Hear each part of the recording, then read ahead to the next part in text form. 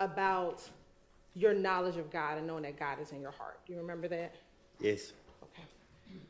And Mr. Weinstein asked you if with God in your heart, that is what you were thinking about when you raised your hand and took the oath. Do you remember him asking you that?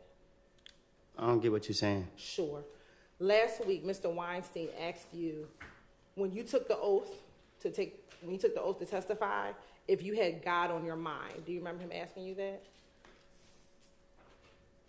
Yes. Okay. And you said he wasn't on your mind, he was in your heart. Do you remember that? God, yes. Okay. And you and I have had discussions about God. Is that fair to say? Yes, we have. Okay.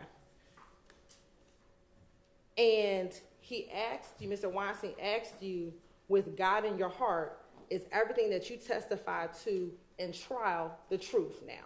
Do you remember him asking you that? I guess, yes. Okay. But that's not actually accurate, is that, Mr. Copeland? What you mean? That everything that you testified to in court while you've been here isn't all true. Is that fair to say?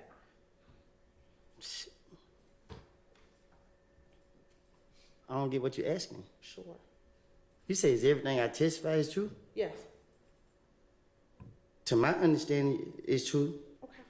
Well, I want to play for you State's Exhibit 399Y, which is your testimony from a few weeks ago with you and I talking about your ability to read, okay? To read? Yes.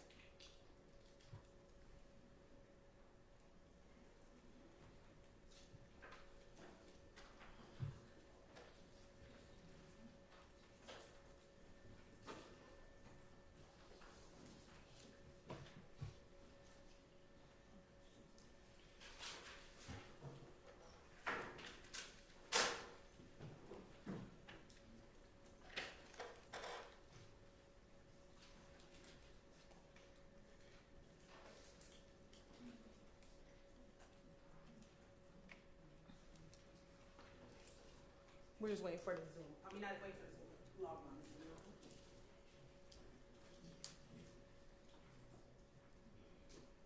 I need to put the headphones on? Yes, please.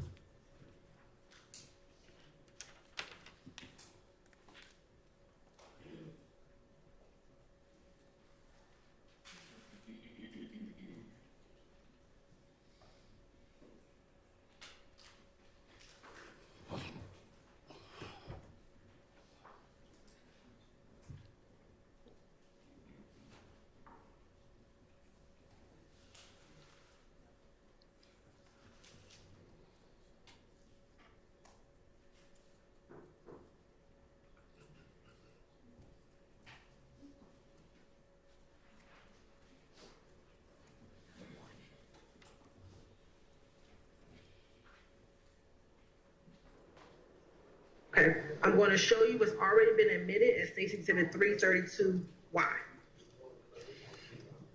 I can hardly hear it. Now, looking at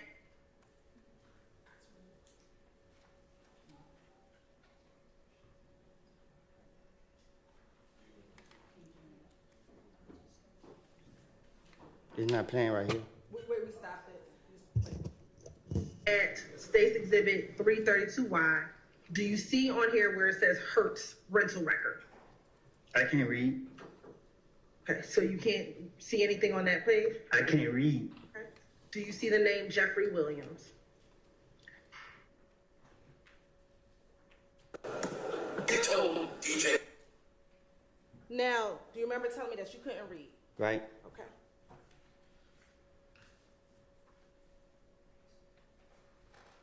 Can I speak on it?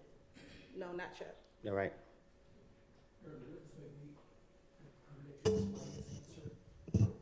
There was no explanation of that. I think she's going to ask him another question, and you can. We'll see where it goes from there.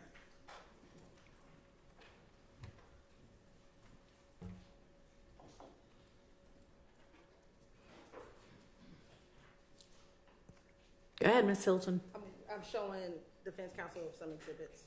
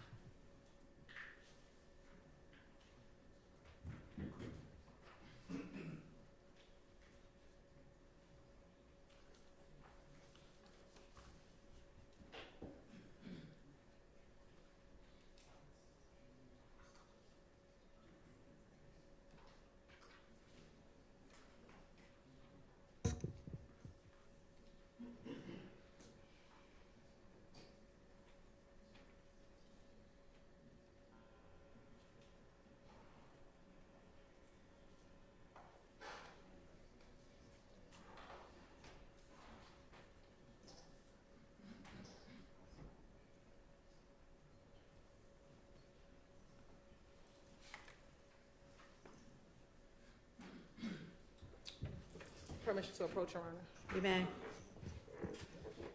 Mr. Cook, I want to show you Mr. Martin State's Exhibit 401. Why?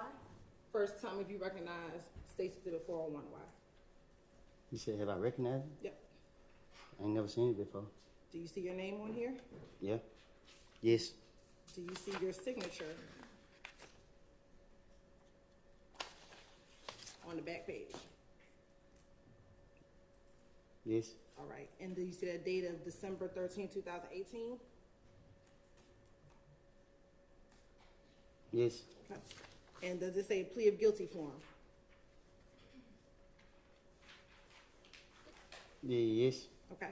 Is this the plea of guilty form you filled out when you took the plea to theft by receiving stolen property back in 2018?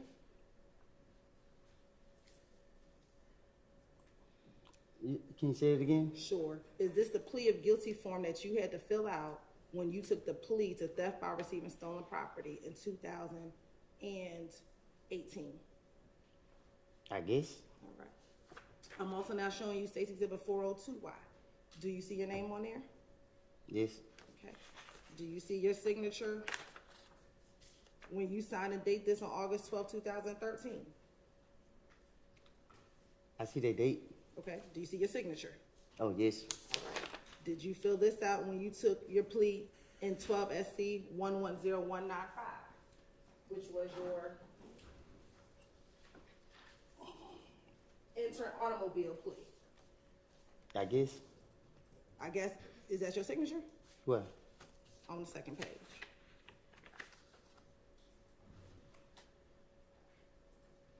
I guess. All right. I'm also showing you what's been marked as State's Exhibit 403Y. Do you see your name on here? Yes. Do you see the petition of bond that you filled out while in jail trying to get a bond? You saying I filled it up? Did you write this from the Fulton County Jail? I wrote that, but not that. So you didn't write your petition for bond? No, that's not in my handwriting. Okay. Well, I'm showing you State's Exhibit 404Y. Do you see this letter that you wrote from the Fulton County Jail? Again, that's not my handwriting. Okay. Do you see that this was sent by you from the Fulton County Jail? That's my handwriting. This is your handwriting, but you didn't write this in this. Okay. Yes. Looking at State's Exhibit 401 and 402, Your Honor, the state would like to admit 401 and 402Y into evidence. Admitted. Do you see here on page 4, you had to write, are you able to read, write, and understand the English language? You said yes. Yes. All right. Also here on your plea of guilty form, can you read, write, and understand the English language? You said yes, correct? Right. All right. And that's what you signed and dated, correct? I guess. All right.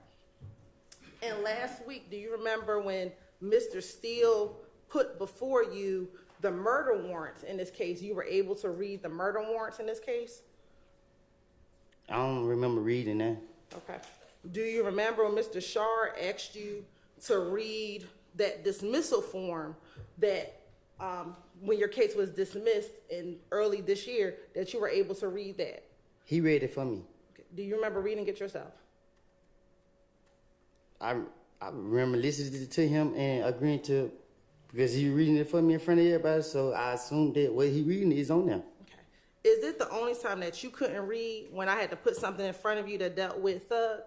It's a different, like, that's why I just asked, could I explain it to you? What would you like? Reading and understanding is different. Like, you putting papers in front of me, like, you to read that stuff? Okay. So is your testimony today that you did not read anything last week when Mr. Steele and Mr. Shard gave you documents to read? He said, did I read anything last week? Yes. I don't, just looked at the papers. He reading it in front of everybody, so I'm assuming whatever he reading, it got to be on there because he in front of the courts. Okay. Now, that wasn't the only thing that you have not been honest about with this jury now that you've testified. Is that fair to say? What you mean? Okay. On cross, do you remember Mr. Steele and Mr. Shard asking you about the gang meeting with Mo the day before Nut died?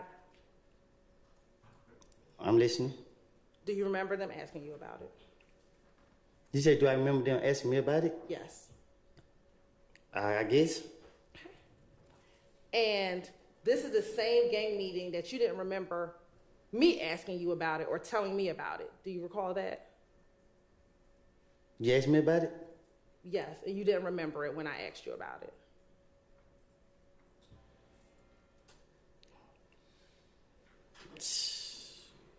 What I supposed to say? An answer. Do you remember not recalling that meeting at all when I asked you about it? I don't even remember what they asked me about it. Okay. This gang meeting with Mo, is that the same meeting that you told Detective Thorpe about back in 2015? I told you, when it came to talking to the detectives, I have to tell them anything to get them out my face. And is this the same meeting that you told Detective Dennis and Gaither about back in 2015?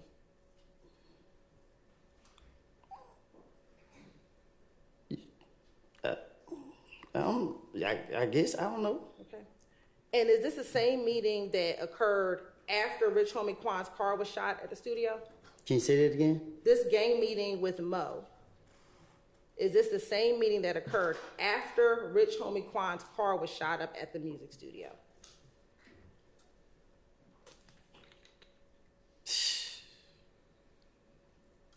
Was it after? I don't know. Okay. And is this the same shooting that Nut was at that studio as well when Rich Homie Quan's car got shot up, correct? Yeah, ask them. I don't know. I don't know who was at where. I don't know. Now, last week, do you remember saying that that meeting was about you? This gang meeting was about you. Do you remember saying that? And who I told it to? Mr. Steele and Mr. Shard. It's the way that you ask me the question. You got to ask me the same way they ask me. Let me ask you this. The meeting about the gang meeting with Mo, that meeting wasn't just about you, correct? Was it just about me? Yeah, was it just about you? The part I know about. Wasn't this also about Thug? Warrants and Thug discussed at this meeting as well? Was it, they brought his name up? Yes. No. Okay. Do you remember telling Investigator Thorpe that this meeting was about you and Thug? I told you, I had to, you keep going to me, and when they were questioning me, I was trying to, bring him in it. I mean, like. I want to play Stacy Exhibit 370 Watt. I don't get it. 78 YA at 306:35.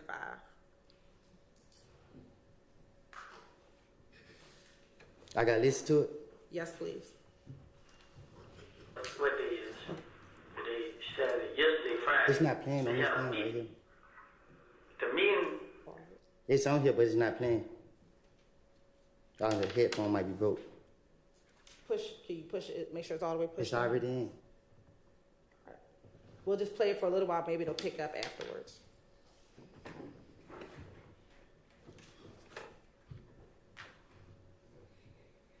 What day is? Today, Saturday, yesterday, Friday. They had a meeting. The meeting, like it was a blood meeting, and the meeting was about me and Thug. You and Thug. Me and Young Thug. But the whole time, I'm telling him like, what Thug got to do with this, bro? Young Thug with his dog. Young Thug, the rapper. I'm like, what he got to do with this? You know what I'm saying? So I'm talking to him. Like him, he with you. I'm like, bro, it ain't no beef, bro. Like, I keep studying y'all these y'all shit. You feel me? Don't pay me no attention. I'll pay y'all no attention. No, I listen in it. But it was a guy that was at me. Said that was the guy down the road, Mo. He's supposed to say kill me and Young Thug. So I asked, I got 10 minutes on my phone. I text my phone like, I ain't, bro. Y'all gonna kill me and Thug? And I put a left face like, ha ha ha. And he like, bro, what you talking about? Like, ain't that like they been said? So another guy talking like, ain't that like they said? I'm like, okay, they just lying. He like, yeah. So next thing you know, I'm going to stop it at 307:39. Mr. Copeland, you're the person who brought up Thug, correct? I guess so. Detective Thorpe never brought up Thug, correct? Right, correct. Matter of fact, he had to clarify who you were talking about, correct? Yes. All right.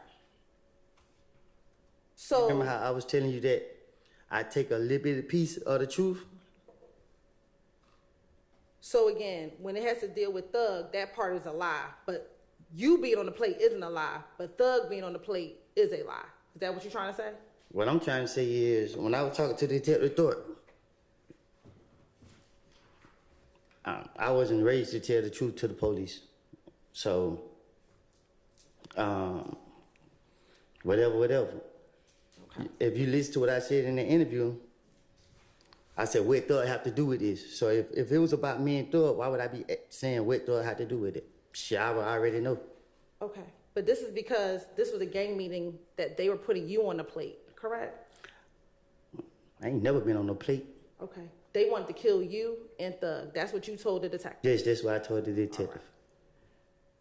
Now, also on cross-examination, do you recall talking about meetings that you had with the state of Georgia multiple times? Do you remember talking about meetings that you had with Ms. Love, with me, with Investigator Long? Do you remember that? Yes. All right.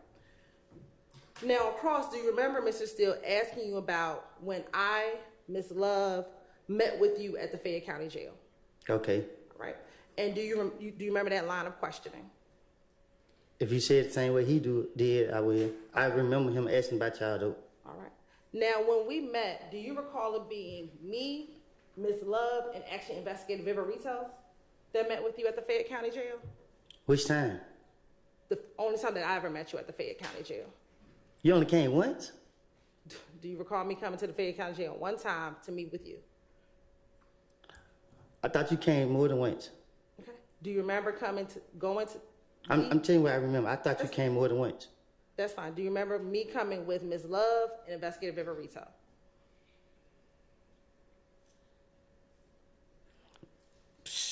I thought you came with Ms. Love and Ms. Rolat and Long. Okay, we'll talk about that meeting because that did happen, but I wasn't there. But we'll talk about that too. Sustained. In November, do you remember us meeting in November of 2022? Sure. Do you remember us meeting in November of 2022? I remember you down there. We were laughing. Yeah. Okay. And that was the first time we ever met. Would you agree? When Yeah, that was the first time I ever seen you. Okay. And do you remember I was standing on the back wall because I didn't know who you were. Yes. You were standing on a wall over to the side. I remember you was quiet most of the time. Okay.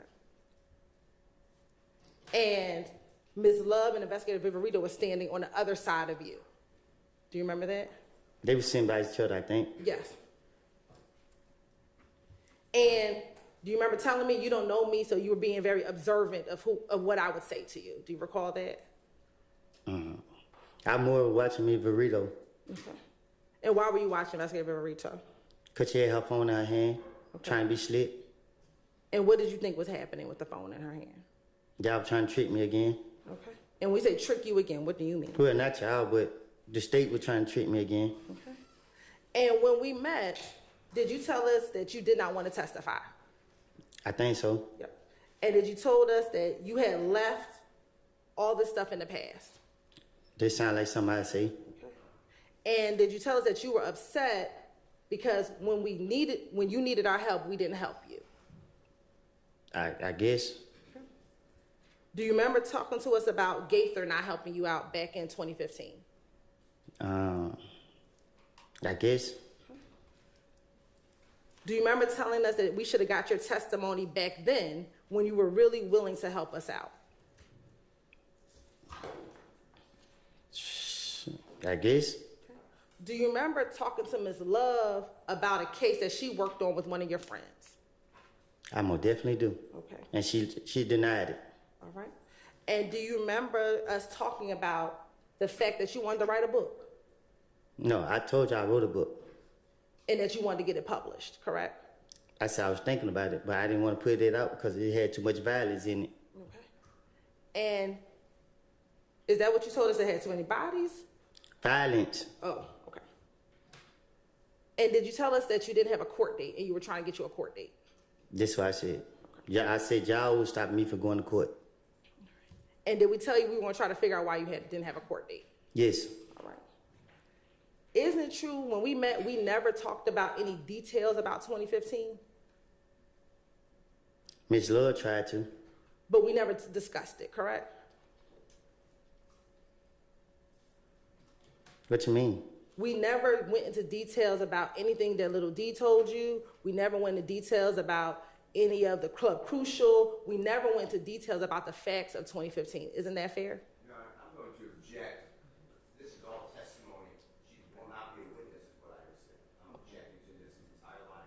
You're right. Question about we did it. She's becoming a witness. Overruled. And speaking to your mic also when you're making objections. Thank you. They're out? Shocker. All right, we'll let IT know. But again, we never discussed the facts of that case when we met with you down at the Fayette County Jail. I don't know. My only concern was telling y'all that y'all were holding me in jail, so I can't really be specific with. I can't recall. You got to tell me what y'all was saying. Okay. The only thing we talked about was the fact that you did not want to be in Fayette County Jail and you wanted a court date so you can get out of jail. Is that fair? No, we was in there for a long time. Right. And we never discussed the facts of the case. Correct? See, you talking. I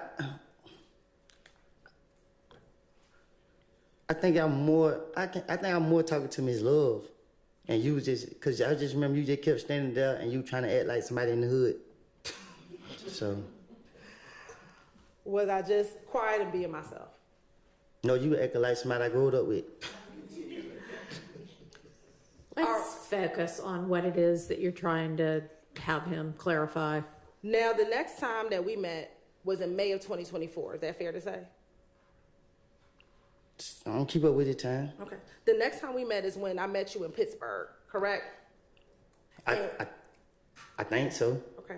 And that was with you, me, and Investigator Long, correct? Yes. And we met by the train tracks over in Pittsburgh. Yes. Is that fair to say? And when you got into the car, you sat in the back seat, correct? Yes. And I was in the front, Long was driving, correct? Or in the driver's seat, correct? No, he stood outside the car. And he eventually got inside. He stood outside. I seen him stand outside the whole time.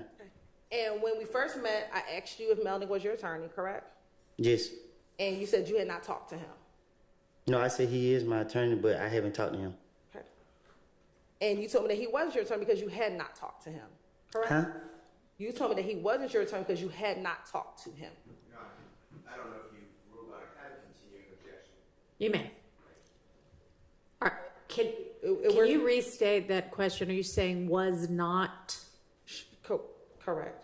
So, Isn't it? I'll restate. go ahead. Yes. Isn't it true that you told me because you all have not talked, he was not your attorney? No, I had always told y'all he was my attorney. It just, I don't talk to him that much. Okay. I asked you if you still wanted to talk to me, correct? Yeah, I think so. And we talked, correct? Yes. And it was a cordial meeting, which is that fair to say? I don't know what that means. It was a pleasant meeting, is that fair to say? I pleasure. It was a good meeting. I just kept telling y'all, leave me out of this. Okay. I just want to move forward in my life and let my past be in the past. And when we met, you did not have any pending criminal charges, correct? You didn't have any criminal cases. I don't know. I didn't. I know I had just went to court and pled to the last case I had open, where I had another one from the jail, but At the time, you didn't know that had been dismissed. Is that fair? well, the lawyer just told me they was dismissed. Okay. And when we met in the car, we also didn't go into the facts of the case, correct? Well, I told you I was lying, and you told me that you know I wasn't lying. Okay. Did you tell us that you just did not want to testify? What you mean? Did you tell Long and I you did not want to be involved in this case? Yeah, I don't told the world that I think so. Okay. And then when we were finishing, I asked if we can meet again on Monday. Do you remember that? I guess. And you told me, I'll pray about it. Is that fair? Sound like something I say. Okay. And we called you on Monday and you did not want to speak to us. Is that fair? All right. Then, No, I don't know, because I still end up down here. okay. And you came down here later that week, correct? On about Wednesday. No, Tuesday. On Tuesday of that week. Thank you. And when we met on that Tuesday, correct? I was down here. I don't know if I can't remember if it was you I met with, but I was down here with y'all. Okay. And when we met, you told us you did not want to testify and that you just wanted us to play the tapes, correct? Because that's what y'all wanted. That's what y'all said y'all wanted. Listen, man, I don't know. I don't know these trick questions that you asked me or what, but you know what me and you talked about. Okay. And I told you that I done lied on these people, and you done got me up here. You talking about I put my hand up to God to tell the truth, and I'm lying, but you can't tell me what I'm lying about and telling the truth about. When you asked me to just play the tapes, I told you I couldn't just play the tapes, that you had to testify. Oh, I can't. I know you gave me a continuing objection. This is really unfair unless Ms. Sylvia's going to become a witness. I cannot ask her any question. I have no report of it. So he can say, yeah, that's right. He can say, no, that's not right. He can say, I don't remember. He can say, here's what really happened. I mean, it's not testimony, it's questions. And I have and will again instruct the jury that what the attorneys ask is not testimony, it's not evidence. So I understand, and you continue to have your continuing objection, and it continues to be overruled. And when I met with you, Investigator Long was present, correct? When? Back in June when you came down to the courthouse. Oh, yes, I think so. And when we met, did I go over with you in front of Investigator Long my understanding of the events leading up to Donovan Thomas's murder? Object to the relevance of prosecutors' understanding of events that she wasn't present. Can you rephrase the question? Sure. Did we talk about the events leading up to Donovan Thomas's murder? I honestly can't remember. Okay. Do you recall telling me that I had most of it correct, but there were some things I had wrong? I don't remember saying. Yeah, I think I told you y'all don't got y'all facts together, but I don't know. Okay.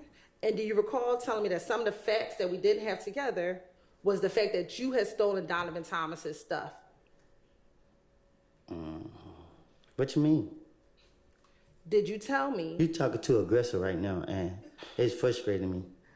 Did you tell me that the one thing that I did not have correct is that you were the person that stole Donovan Thomas's belongings?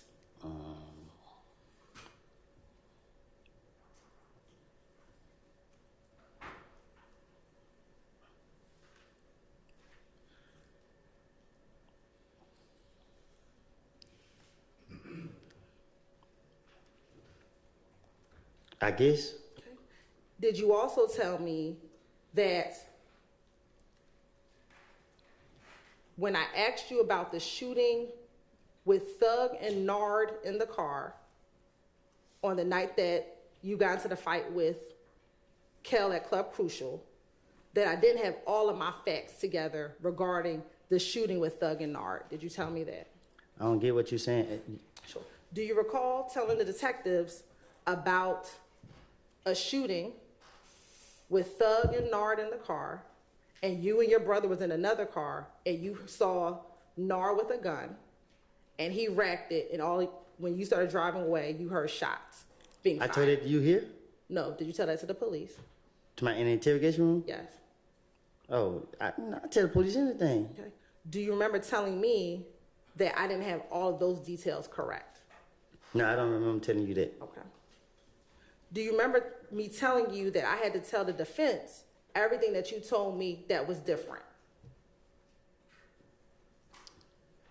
You said, only thing you told the defense? Do you remember me telling you that Yes. I would have to tell the defense anything that you told me that was different than what was in the interviews? And that's when I switched it up. And that's why you were mad, because you did not want me to tell the defense the things that you told me that were different. Nah, I didn't want you to tell them what I said because I didn't want them to tell on me. Okay.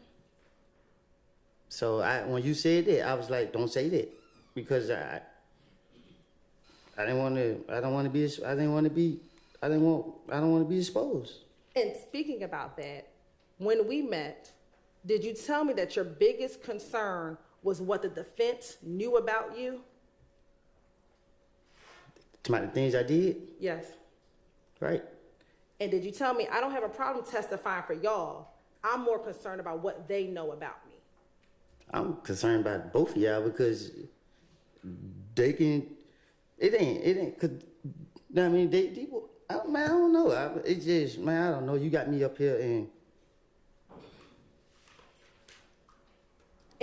you keep telling me that, you keep testifying that you kept telling us that you lied.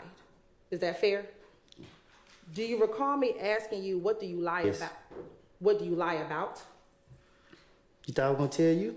Okay. And then I ask you, are you talking about like lying to your girlfriend? What are you talking about? Because I wanted y'all to cause y'all put me in here and I constantly told you. I know I just told you every time me and you talk, like I don't lie. So y'all put me up here and y'all be expecting me to remember the lies I done told. Yeah, I better remember the truth. And remember when we met, you've never told me any lie that you said back in 2015. Is that fair? All the time, to be honest with you, you ask me these questions. Anytime I think about anytime me and you met, it was just some laughing, hee ha ha. Like I don't. Shit, you played on me. Because we were always cordial with one another. Is that fair to say? If that's what it means. We were always on good terms with each other, correct? Yes.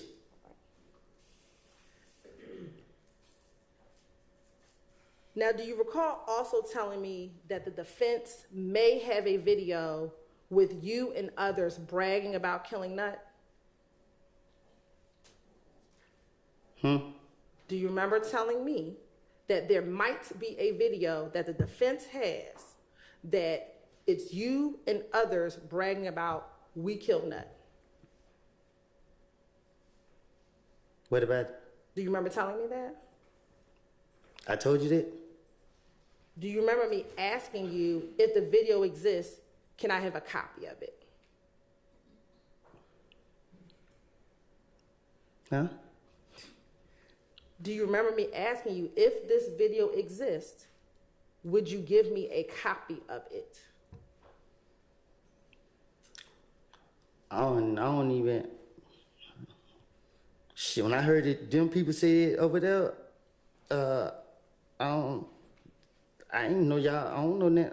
I don't know. I don't recall. So last week when Mr. Steele asked you if there was a video about saying you killed Nut, that wasn't the video, correct? There was a video maybe that said we killed Nut, correct? What video y'all have?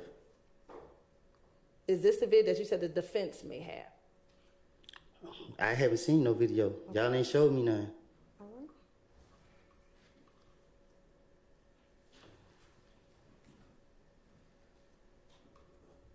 During these meetings that we had with each other, at any point, did you ever tell me that what little D told you about the night of Donovan Thompson's murder was a lie? I don't even. Me and you, only time me and you talk about it, it was just like, I told you that I made it up. And you were like, which part did I make up?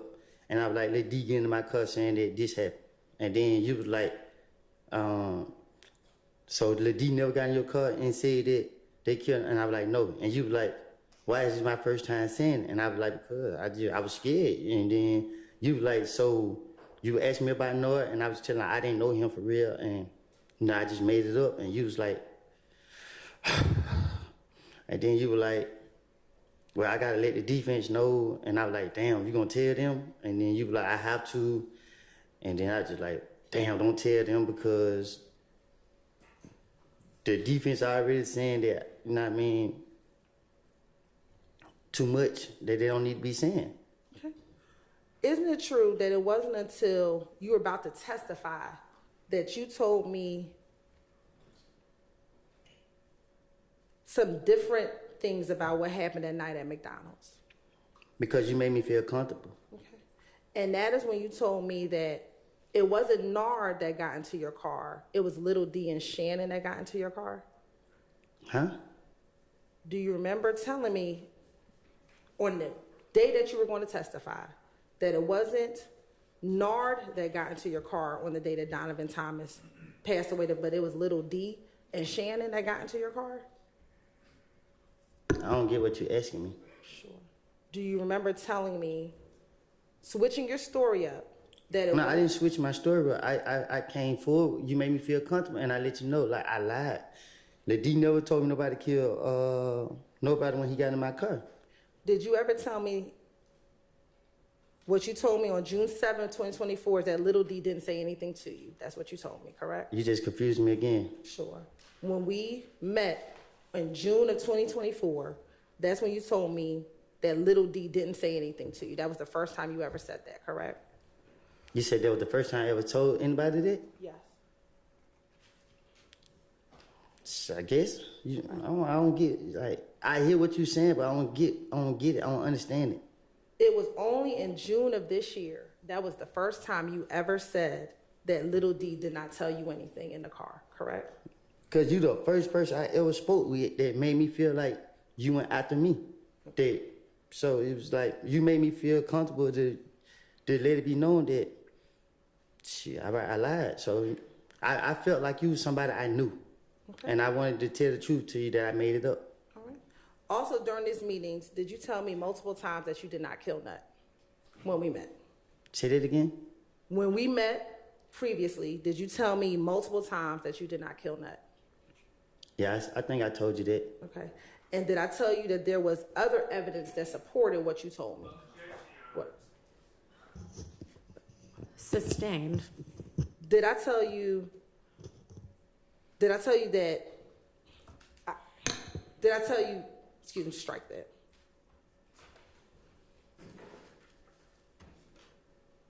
Did I discuss with you that I could not show you any other evidence because you were a witness?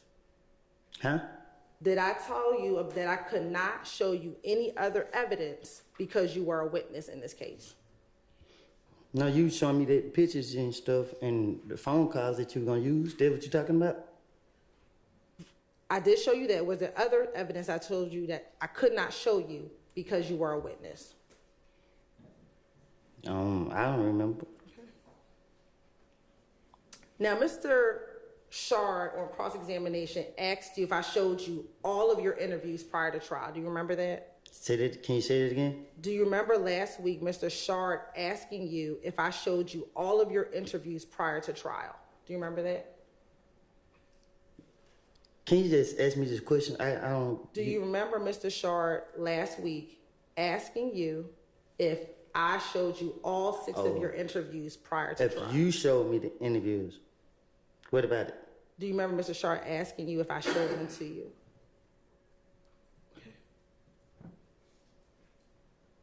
Do you,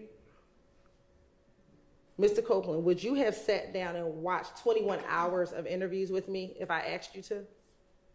I don't even want to sit down right here and listen to y'all now. Okay. Now, Mr. Copeland, after we met in June, you were supposed to testify on June 7th, 2024. Do you remember that? All I know is I jump when y'all tell me to jump. Okay. On that day, when you were supposed to testify, do you remember pleading the 5th? Oh, when y'all locked me up? When you got locked up because you pled the 5th. Do you remember that? Mm-hmm. Is that a yes? I never forget it. All right. And you went to the Fulton County Jail, correct? That's what y'all took me to. And then you went to the DeKalb County Jail, correct? That's what they took me to. And then on Monday, June 10th, there was a meeting in the judge's chambers. Do you remember that? Yes. And that meeting was with you? Slow down. Sure. On that Monday, June 10th, there was a meeting in judge's chambers, correct? Yes. And that meeting was with you? You were there? Yes. Your attorney, Ms. Bumpus, was there? And you was there. I was there. Investigator Long was there? Yes. Okay. Another investigator, Hamilton, was there? Trying to little short bald head dude? Yes. Yes. And there were some sheriff's deputies, correct? A lot of them. All right. And the purpose of that meeting was to explain to you what would get you out of jail, correct? I don't know. I don't know the purpose of it. Okay. Did we discuss you getting out of jail? We been there for a long time. And did we discuss you getting out of jail? Yeah. All right. It was some of it. And do you remember Mr. Shaw and Mr. Steele asking you about those meetings last week? I remember, I don't know which one asked me, but I remember being asked about it. And is it true that there were some details missing from what they asked you last week? You tell me. During this meeting, were you able to talk to your attorney, Ms. Bumpus, on multiple occasions? She sat right there with me the whole time. And were there times when we left and you were able to talk to her by yourself? I whispered in her ear. Okay. But were there times when I left the room, the judge left the room, and you and Ms. Bumpus were in there and the two of you talked by yourself? I think y'all probably left out before. I can't really remember. And did I tell you in that interview that the only reason why you were in jail is because you pled the fifth? That sounds like something you said. And did I also tell you that so long as you testify that you would not be in jail? Huh? Did I also tell you that so long as you testified, you would not be in jail? Well, me and you going back and forth. Okay. And did I tell you that so long as you testified, you would not be in jail? Yeah, but I was explaining to you why I didn't want to testify. And did I tell you multiple times in that interview that the state of Georgia did not want you to be in jail? That sounds like something you said. Okay. And I didn't just say it one time, I said it. Do you need some water? Nah, I've been coughing all weekend. Okay. Did I say it to you multiple times in that interview that we did not want you in jail? I think you said it the whole time.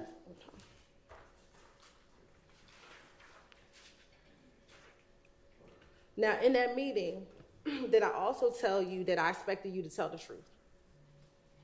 And I told you that.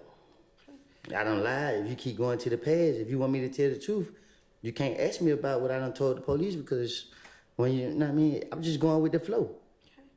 And do you also remember during that meeting, your attorney asking me if he gets on the stand and says things that aren't true, would I be okay with that?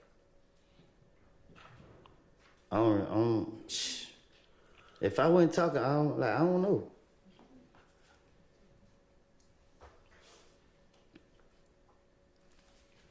Do you recall Ms. Bumpus, your attorney, saying, if he says something... No, Jack, that would be hearsay. You're right, it'll be an effect on it. If he says he did something and you know he's not telling the truth, what happens? And my response to you is, if he said he did something and he did not do that thing, and she said to me, if you believe he did not, so if you believe that he's lying about that, then I said, then no. If he admits to doing something on the stand and he did not do that thing, I'm going to ask him, this is the first time you're saying that. And she asked, and you have independent evidence to prove it wasn't him, then what? Then nothing. What do you mean? So she said, so you're okay with him if he got on the stand and said things? Ms. Hilton, get to the question. Is it true that I said, no, I want him to tell the truth. What have I always said to you? I want you to tell the truth. I don't know what's going to come out your mouth, but I expect you to tell the truth. Is that what I said to you? You told me that if I say I killed Donovan Thomas and I ain't killed him, you're going to lock me up. You said that if I plead the fifth, you're going to lock me up. And from my understanding, whatever I had to say doesn't matter. From my understanding, And let's talk about the part about Donovan Thomas, correct? Do you recall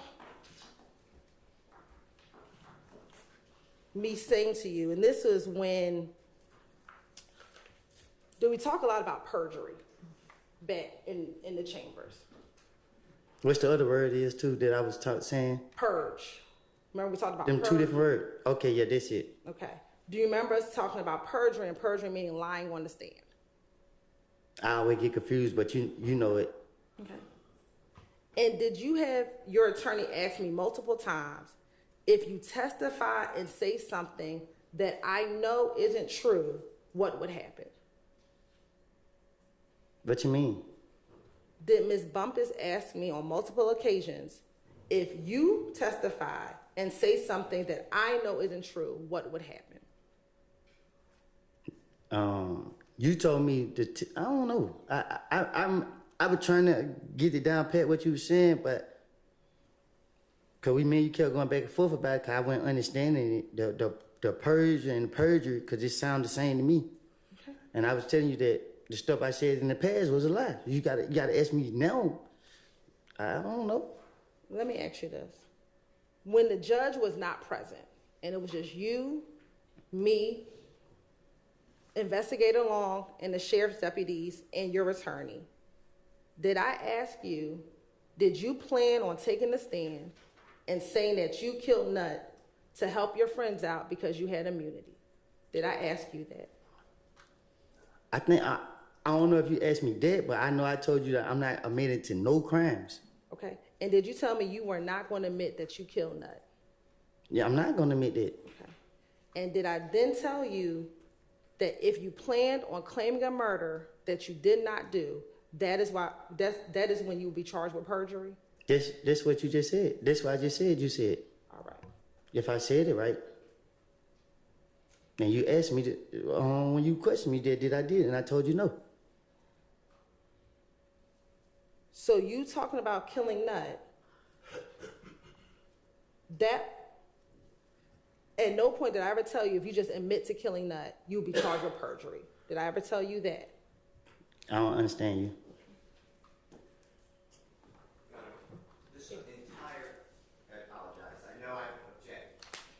Entire 10 minutes has been Prosecutor Hilton putting her credibility before the jury without being questioned at all. I can't question her.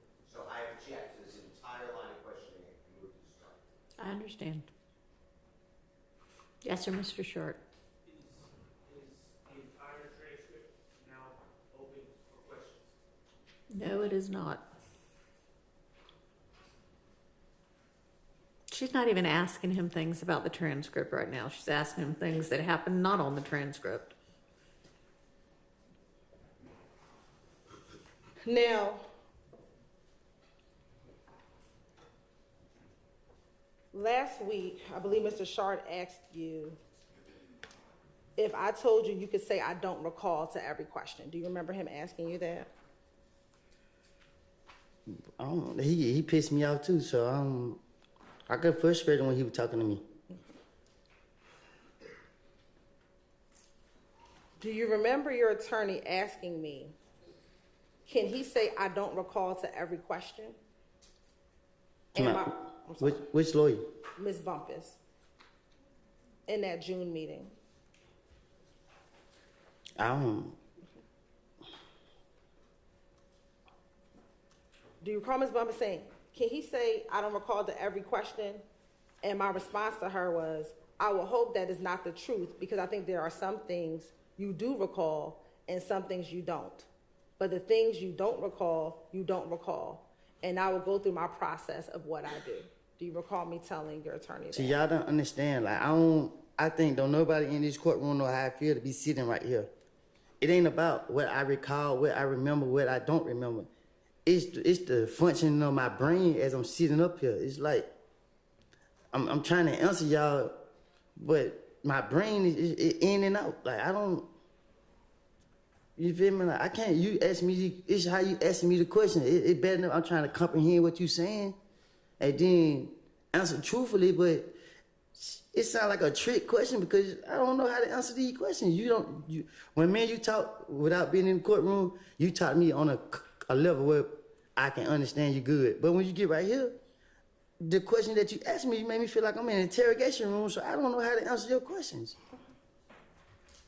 In that meeting, back in June, a few months ago, do you remember me telling you that I just want you to be truthful? Yes. Okay. And do you? Overruled. And do you remember me saying to you, I don't know what your current truth is, but I know what you told the police back in 2015? Objection. Personal observations of a non-witness. Overruled. Do you remember having that conversation in the judge's chambers? Yeah, because I told you that. Y'all don't got, like, y'all don't know that, like, y'all don't know, and you said out your mouth that, yeah, you're right, we don't know what you gonna say and what your truth is, so. And do you remember me telling your attorney to talk to you about what impeachment is? I thought that was the same word as the other perjury, whatever. But Ain't it the same? I can't answer that question for you, but do you remember, did I tell your attorney to talk to you about impeachment? Talk to me about impeachment? Yes. I don't know.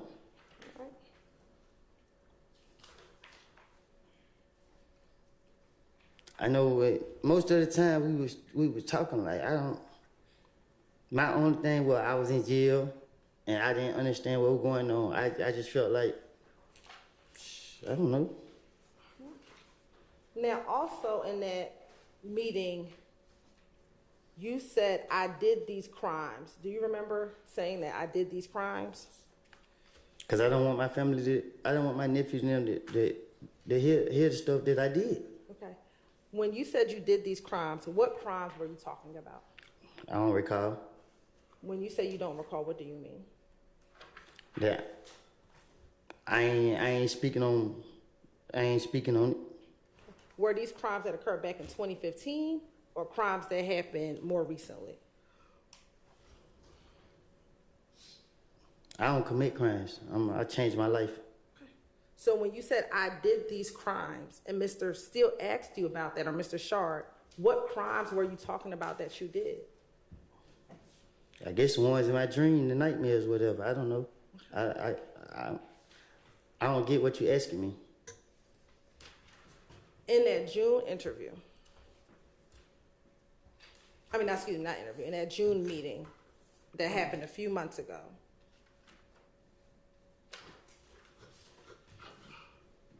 and Mr. Steele or Mr. Shard asked you about this last week,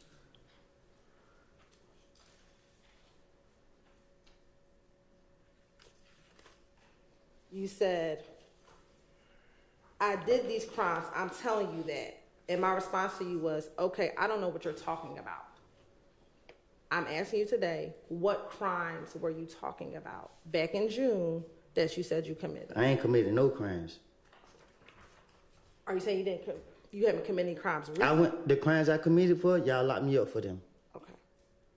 So then when you said I did these crimes, were you talking about things that happened in 2015?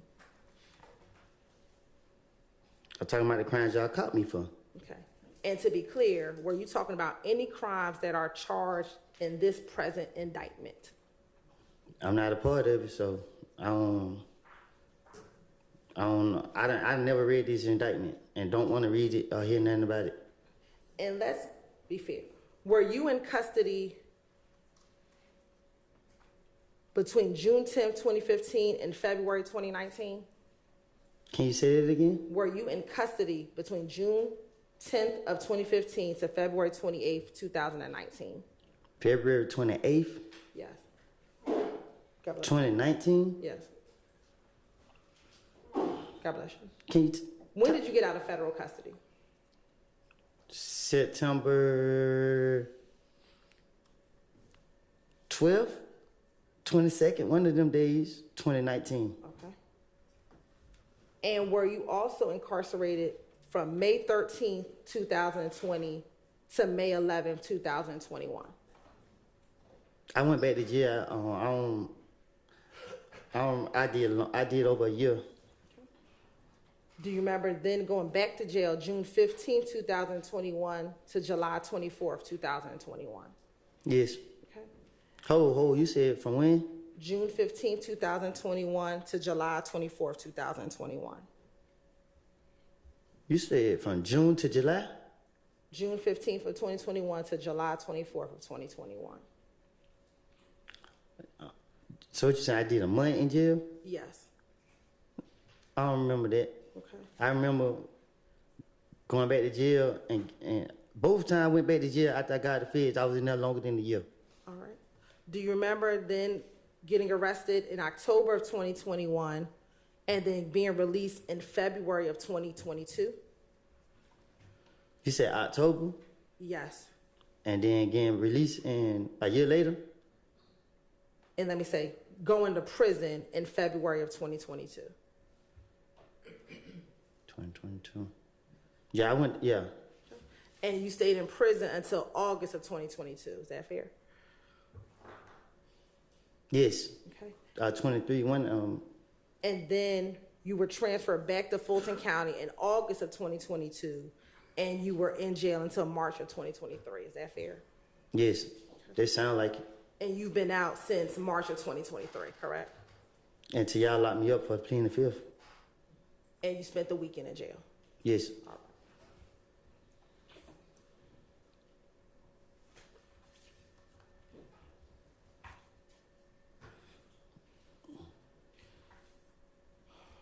Now let's talk about this October 2021 interview. On cross-examination, do you remember Mr. Steele playing a number of jail calls for you? You Yes. shook your head, yes. Yes.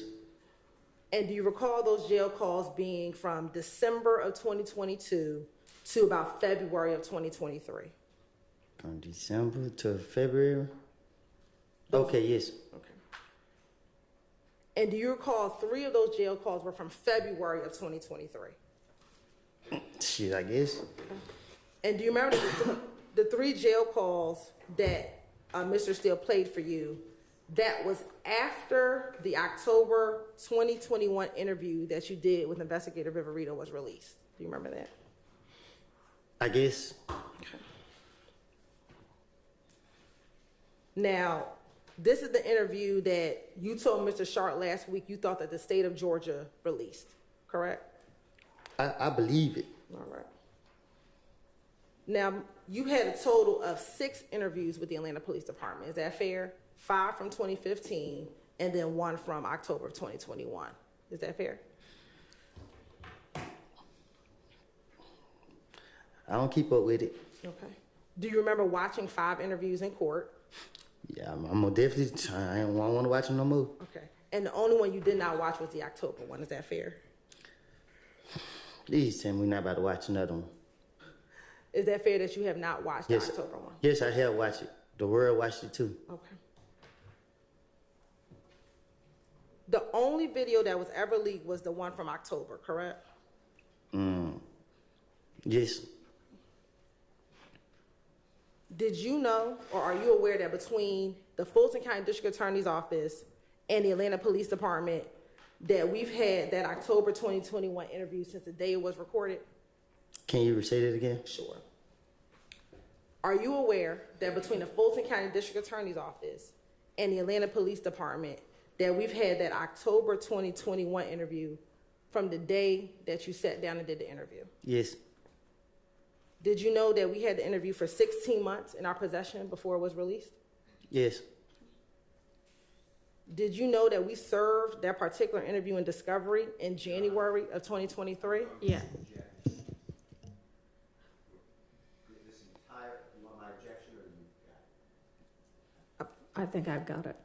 I Ms. believe Hilton. it is relevant to the assertion that defense counsel made last week when they opened the door as far as who released this interview. We didn't make any assertion. They questioned him. And you're right.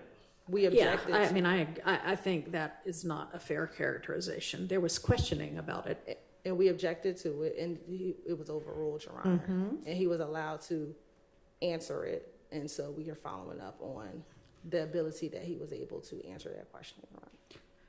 I don't oppose that. It was on a jail call, but I would like to ask questions of the prosecutor. Because this is testifying. All right, it's not testifying. Ms. Hilton, rephrase your question.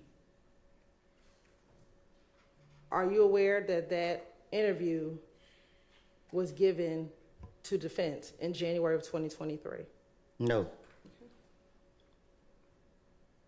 Are you aware that the video was released within 30 days of it being given to the defense? Your Honor, I'm going to object, and if they have any evidence, they can bring it forward in court. Overruled. Are you aware that after the video was released, we brought the fact that it was released to the court? All right, let's take a break. Time for a bathroom break anyway.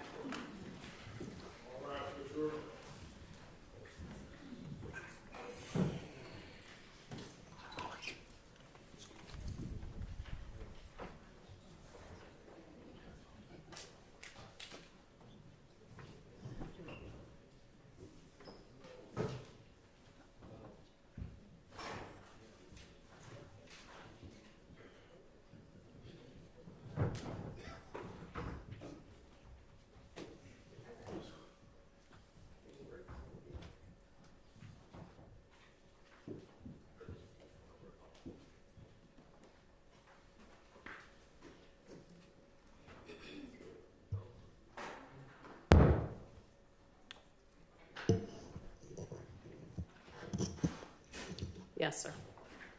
Your Honor,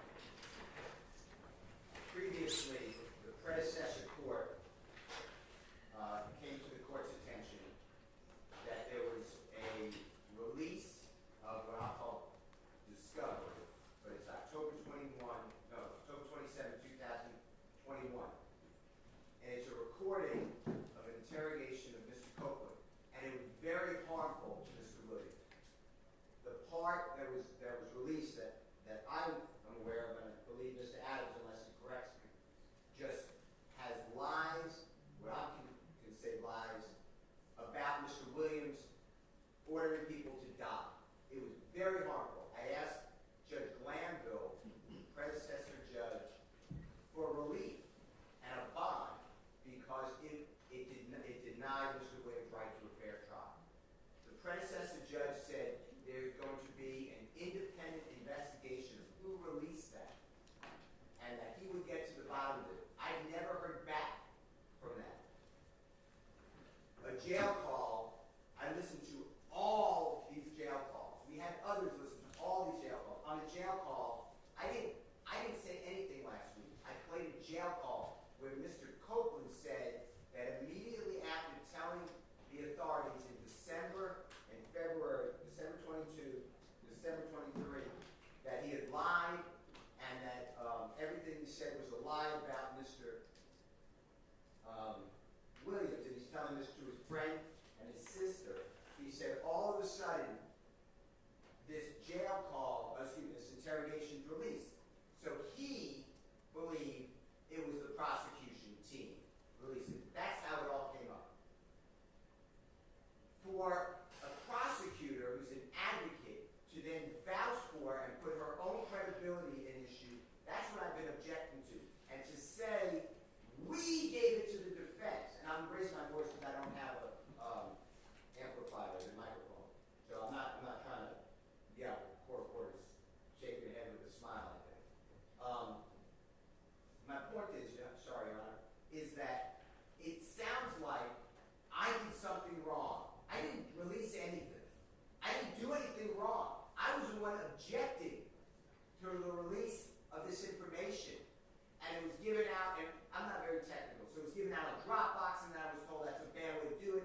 And Judge Glanville, then predecessor judge, said don't do it that way anymore. Yet the Dropbox was never taken down. It was all a mess. And the predecessor judge, and I'm not casting aspersions, there may have been a great investigation. I just never heard anything. And now we hear on Tuesday, the 3rd day of September, and the prosecution is asking questions which clearly target that did you know that within X amount of time that the defense got this discovery, which the previous answer was no. I don't know when the defense got the discovery. There's no foundation. That doesn't stop the district attorney of saying then it was released. Clearly, it's the same pattern that they've been given about all these witnesses. Mr. Trantavia Stevens, Mr. Bean, B-E-A-N, Mr. Murphy, this witness. Have you ever had to testify in front of Jeffrey Williams or these other people? Now all of a sudden, your testimony is different. And I've been objecting every time, because there's no evidence of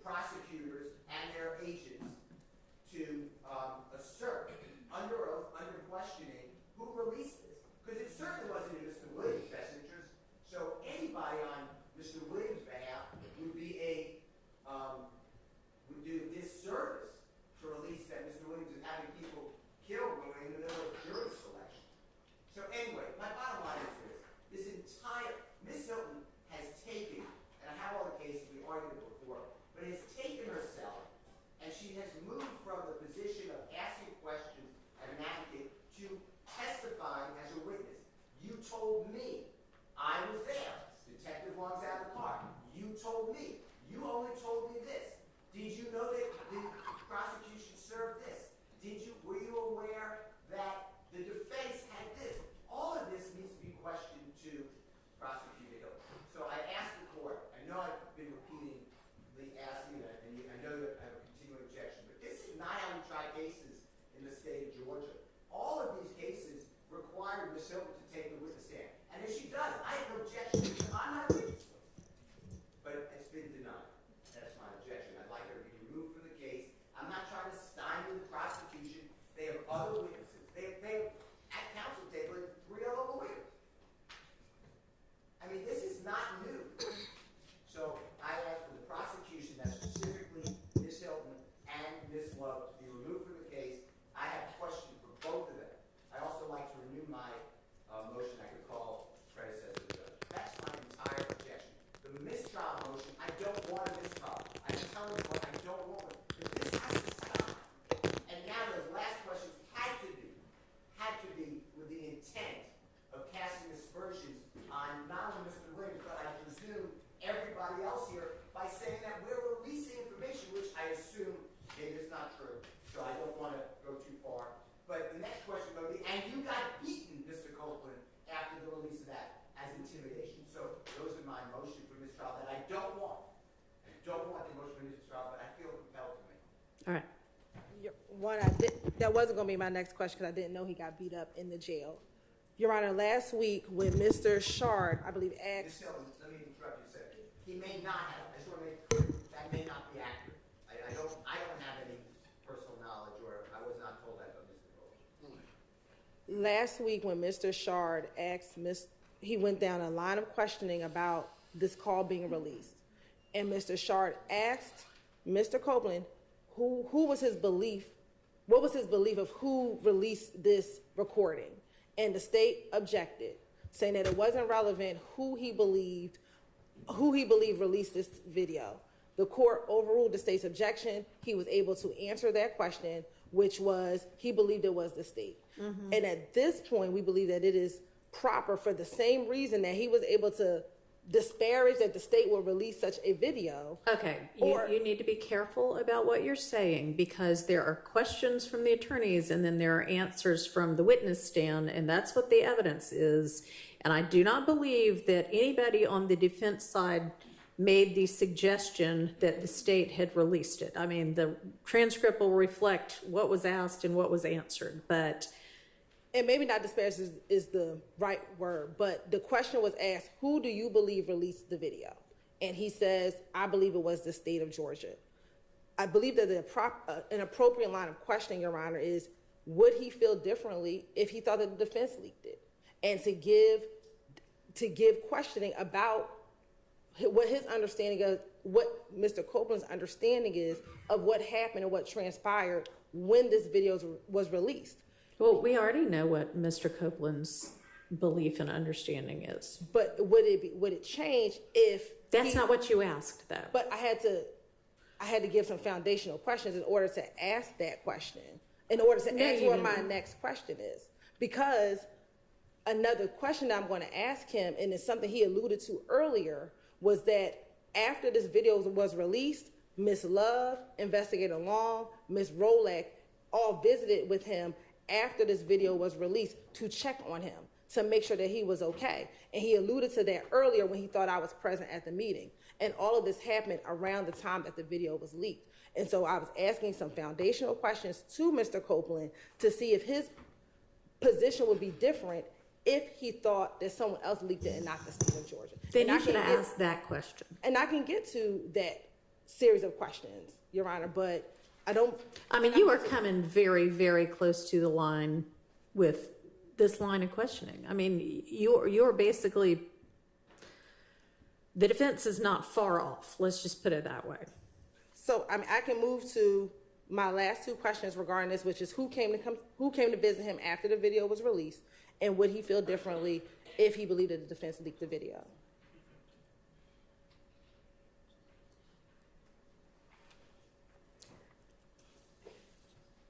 No, I'm not going to let you ask that last question at this point. I mean, that's a total hypothetical question.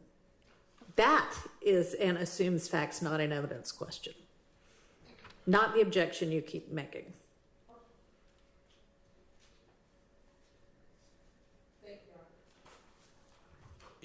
Your Honor, I feel compelled to just make a brief record. First of all, any insinuation that I asked a question about the release is way off. That topic never even came up during my cross. You know what, and I know you're not finished, but let me just say that I believe that this jury is paying attention and that they have enough wherewithal to remember what actually happened, and for questions that are potentially misleading, I'm not sure why they're being asked, but I think the jury's gonna take note of what got said, and I understand, but you know, I think the jury is doing what they have been told to do, which is to pay attention to the evidence, not the questions. And second, Your Honor, I just want Your Honor to understand kind of the backdrop here. I guess there was a release. I don't even remember the time there was a release, but apparently it was on social media. When that came to the attention of the court, to my recollection, from my vantage point, yelled at the defense, and this was a prior judge, and essentially blamed us. And all of us were saying, well, we didn't do anything. I personally don't even know how to release a video to the press or the internet anyways. But, you know, I just went along with it. Okay, there's going to be an investigation. We're being told we're under investigation.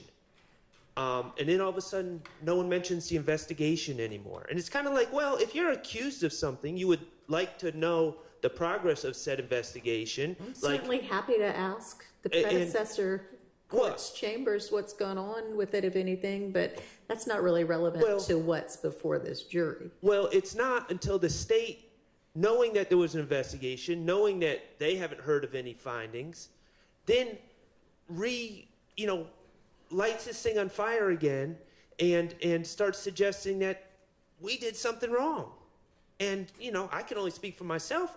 I don't believe anyone did anything wrong on this side. I know I didn't. And then somehow those insinuations are coming out in front of the jury with absolutely no basis.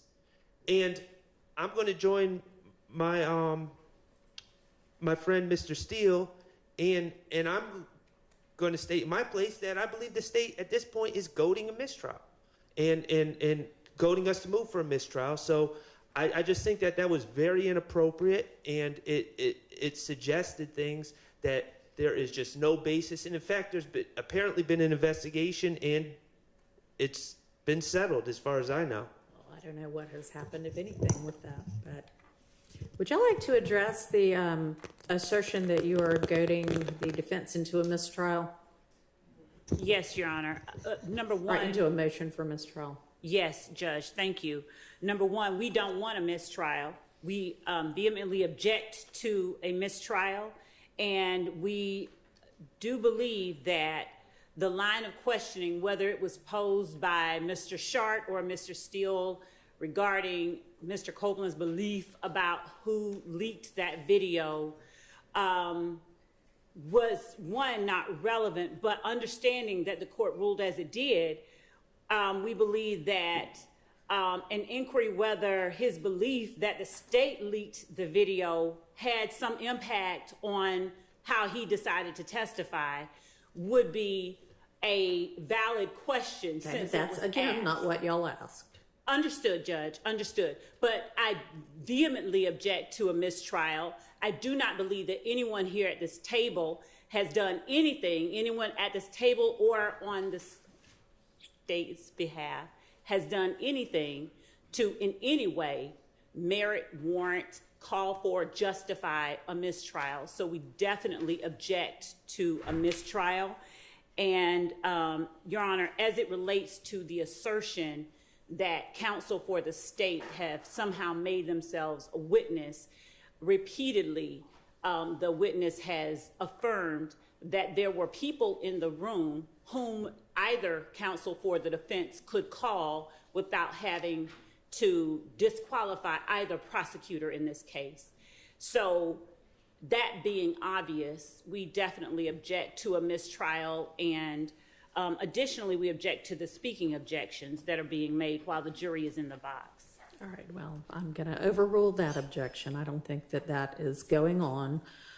Sometimes it's just not particularly clear what the objection is, and if I need further elucidation, then I have permitted that. But I'm going to overrule the motion for mistrial and, or deny the motion for mistrial and deny the motion to remove either Ms. Hilton or Ms. Love from the case. I do think that it appears from the questions that there was somebody else present at every meeting.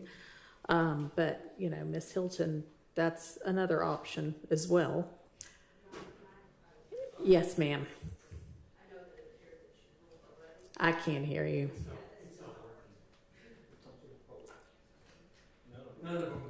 Okay. All right. Can you Try that one. All right. Can you hear me? That works. All right. Your Honor, I want to add that we cannot question any other individual that was at that meeting about Ms. Hilton and the way that she asked some of her questions and made her comments. Let me give you an example. Ms. Hilton said, "I was standing to the side because I didn't know you." That's her feelings. That's her reasoning on why she was standing where she was standing. Ms. Hilton also said, "I was just being me." I can't ask Detective anyone in reference to that. Hang on. Sorry.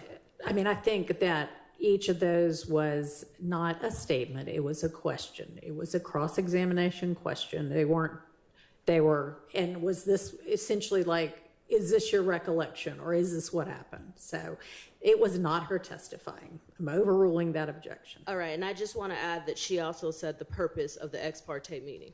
So there's no way that he said, I have no idea what the purpose of that meeting was. So, I mean, I understand, but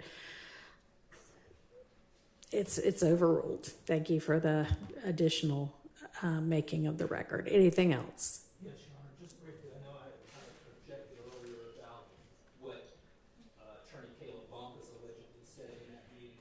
The court overruled our objection on hearsay grounds. When the state indicated that it was affecting the listener, those are objections that we're making because we certainly cannot cross-examine Caleb Bumpus today on this issue. We may have to put her on the witness list if we think that's warranted, but today she has not testified in this trial, so at this point it would be hearsay. So I just want to review my objection on that. All right, thank you. Okay, let's go ahead and take our restroom break as well, and let's try to be back as quickly as possible because the jury's already been out for 15 minutes.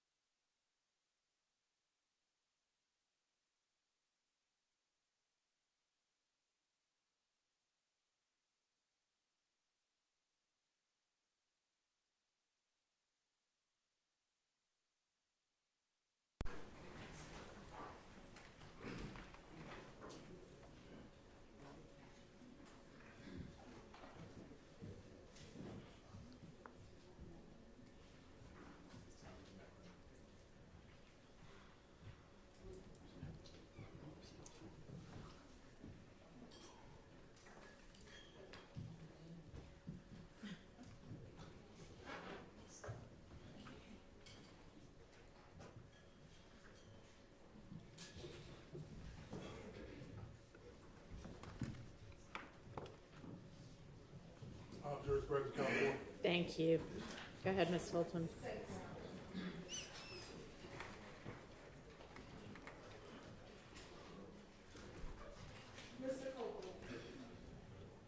Mr. Copeland, after the video was released, did anyone from the state come and visit you after that October 2021 interview was released? No, not that I remember.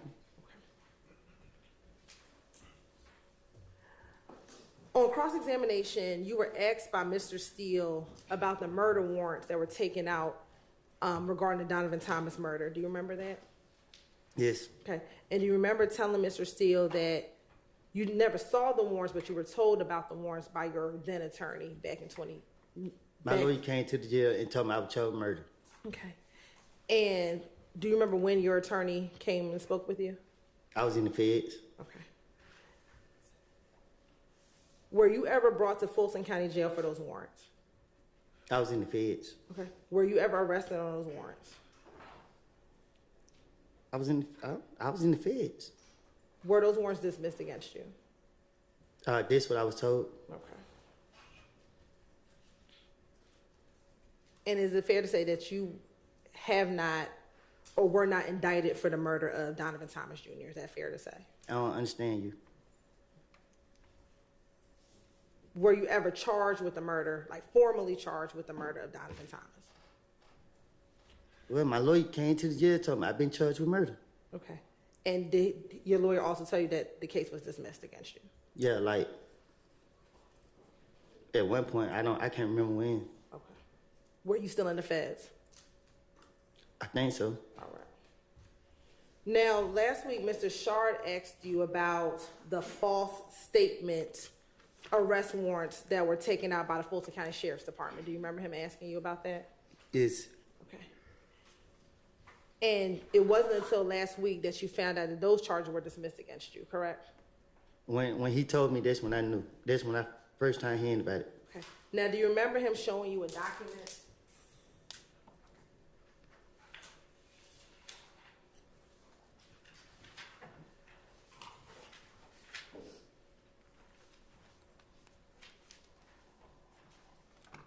Do you remember him showing you this document last week, Defense 27, Charlie? Yes. Okay. And do you remember him asking you about Fonnie Wilson's name on here? Do you remember him asking you about whether or not her name was on there? That's the same paper? Okay. Yes. All right. Did Fonnie Willis sign this document? How am I supposed to know? Whose name is on the bottom? Mine's? No. Some. I don't know how to pronounce that. Does that say Kenneth Hutcherson? Yes. Okay. And is it fair to say that that's not my name, correct? Now your name is Hilton. Okay. That's not Ms. Love's name? You just said the name. Is it fair to say that no one over here talked to you about that case prior to last week when you learned about it, correct? I don't get what you're asking me. We did not, did anyone from this prosecution team here dismiss this case in exchange for your testimony? My first time hearing about this case. Sustained. Did any of us ever tell you that your charges would be dismissed if you testified? That those charges would be dismissed against you if you testified? I have the same objection. It- There's no alternate witness now. Oh, the same objection as before. She's just overruled. Did anyone talk to you about those dismissal of those charges in exchange for your testimony? I didn't know nothing about the charge till he told me about it.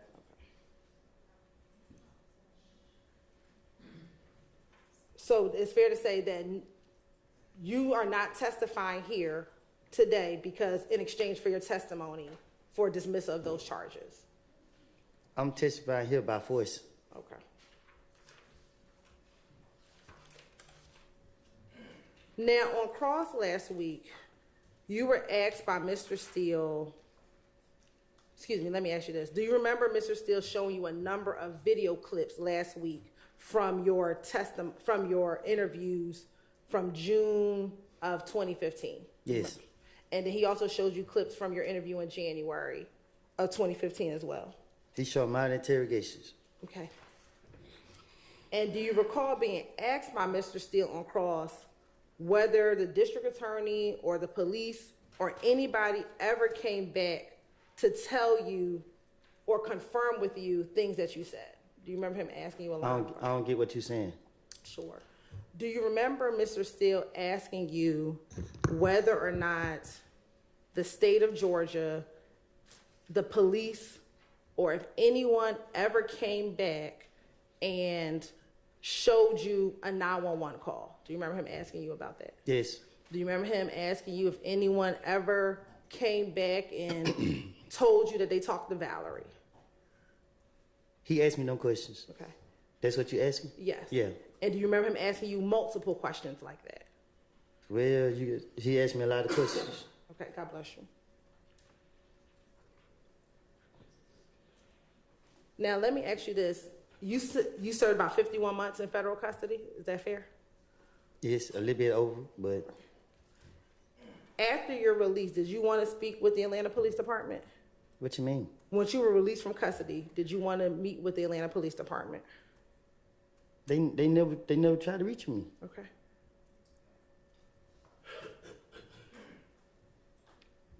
Did anyone from the state, the police, or anyone ever tell you that they found shell casings on a side street on January 6, 2015?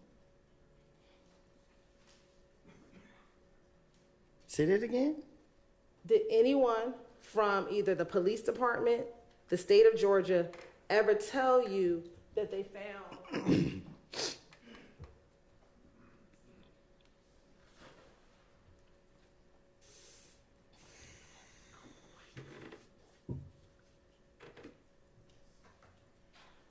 would be obvious hearsay. I'm gonna strike that question, Your Honor. Okay.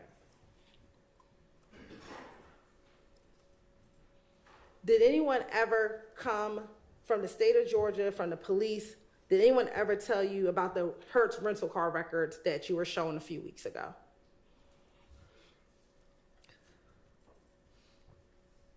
Nobody never said that to me. Okay. Did anyone ever from the police department or the state of Georgia ever showed you the surveillance video that you saw last week? Which one? The surveillance video, God bless you, at the gas station. Say that again? The surveillance video at the gas station. You said what about it? Did anyone ever show you that before you saw it in court last week? Yeah, I seen it before. Where'd you see it? On the news. Okay. Did you ever come into the police department to see it at all? I never, no. Okay. Did anyone from the police department, the state of Georgia, ever show you telephone records that they received? The police just asked me questions. Okay. Did anyone ever show you your telephone records from 2015? No. Did anyone from the state of Georgia ever show you cell phone records from NARD that they may have received? Which night? Demise McMullen. You said that again? Did anyone ever show you any phone records from Demise McMullen, also known as NARD, that they may have received? What you mean? With me and him talking? Did anyone ever show you any telephone records, period, that came from NARD? Y'all can't, because no, them got my number. I don't know nothing about what you talking about. I'm just asking, did anyone ever show you any telephone records? No. Okay. Did anyone ever show you any telephone records from Doo-Wop's phone? Nobody never showed me no telephone, nothing. Did anyone ever play any calls from jail with Duke and Javorce Bradford or Tuda? How I supposed to know? Did anyone ever play that for you? Oh, no. Did anyone ever show you telephone records from OG Bentley? No. Did anyone ever show you any phone records from Thug? Who? Thug. No. Did anyone ever play any phone calls from Shannon Stillwell for you? You showed me. I showed you I played for you a telephone call with Shannon. The visitation. Not the visitation, a phone call. Did anyone ever play for you a jail call with a phone call with Shannon? No. Okay. Just because you didn't see these things, does that mean that these things do not exist? Huh? Just because you never saw these things doesn't mean that it does not exist. I supposed to know. Okay.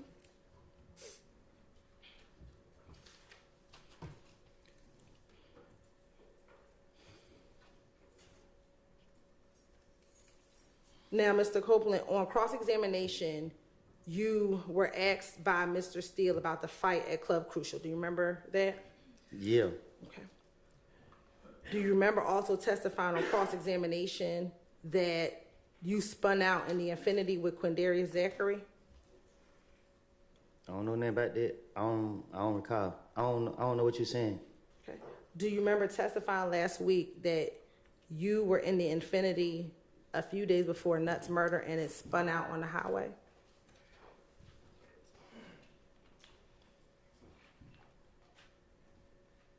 What you asking me? Your Honor, I object to the form of the question.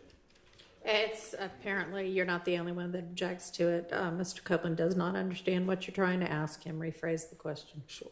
Last week, do you remember being asked by either Mr. Steele or Mr. Shard about the Infinity spinning out on the highway a few days before Nutt's murder? Object to a few days before, Your Honor. Why don't you just try to ask it maybe in pieces? Sure.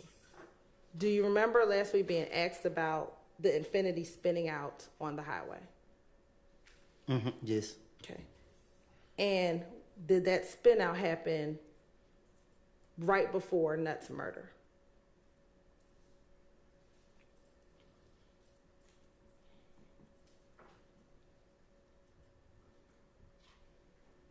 What you mean?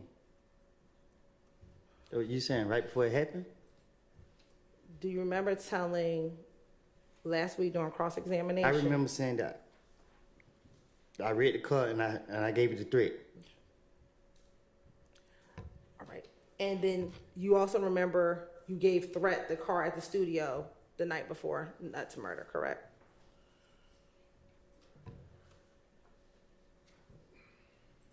You remember giving the car to Threat the night before Nutt's murder, correct? I'm listening. Is that a yes? You remember that? I remember getting threat the car and leaving. Okay. And you also remember stealing Nutt's chain, correct? I ain't steal nothing. Or do you remember taking Nutt's chain out of the car? What about it? Do you remember testifying that you remember that last week? I remember. And that you testified from memory that you gave him back the chain, correct? Yes, I did. But the only thing you don't remember now is what Little D told you in the car at the McDonald's. Is that fair to say? It's not remember. It's like I told you, I made it up. Lil D didn't get in the car and tell me that. And is it only now in 2024 that it's convenient that you don't remember what D told you, or that D did not tell you anything inside of that car? Because I didn't think I didn't think it was gonna be a big deal. I just, if I knew that it would have did all of this, I wouldn't even, you know what I mean? Like, damn, man, I keep telling y'all. Do you remember on cross-examination, Mr. Steele asking you about the shooting at the gambling house? I done been involved in so many shootings, man. Like, you gotta be more specific. The shooting at the gambling house that happened the week before Nutt passed away. Do you remember talking to Mr. Steele about that? He was more specific, and I'm asking, can you be more specific? Sure. Do you remember Mr. Steele asking you if you heard a 911 call from the shooting at the gambling house where Okay. Thug's car got shot at? I remember he asked. Okay. To your knowledge, did Thug ever get his car window fixed? To my knowledge, did he ever get his car fixed? Get the car window fixed? I never seen a bullet hole in his car.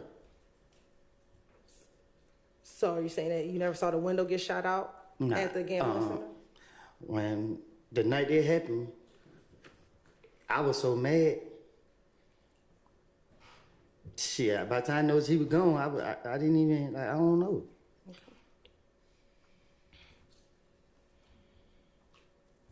Now, do you remember last week on Cross that Mr. Steele showed you the surveillance video from the Texaco gas station? Yes, And do you remember him asking you whether or not you saw Thug get out the car? I'm listening. Do you remember him asking you that? Yes. Okay. And do you remember, I believe Mr. Shard also asking you if you saw Shannon get out the vehicle? Do you remember? Yeah, I remember them asking. Okay. First, let me ask you, did you or Thug get the car window tinted on the Infiniti after you rented it from the Hertz rental facility? I don't know what you're talking about. So you don't know if you got it tinted? I don't even think the car had tinted windows on it. I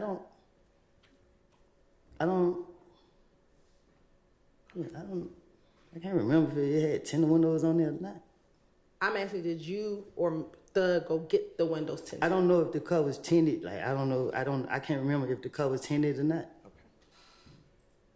Now, on the night of Donovan Thomas's murder, it's fair you were not at the gas station that night, correct?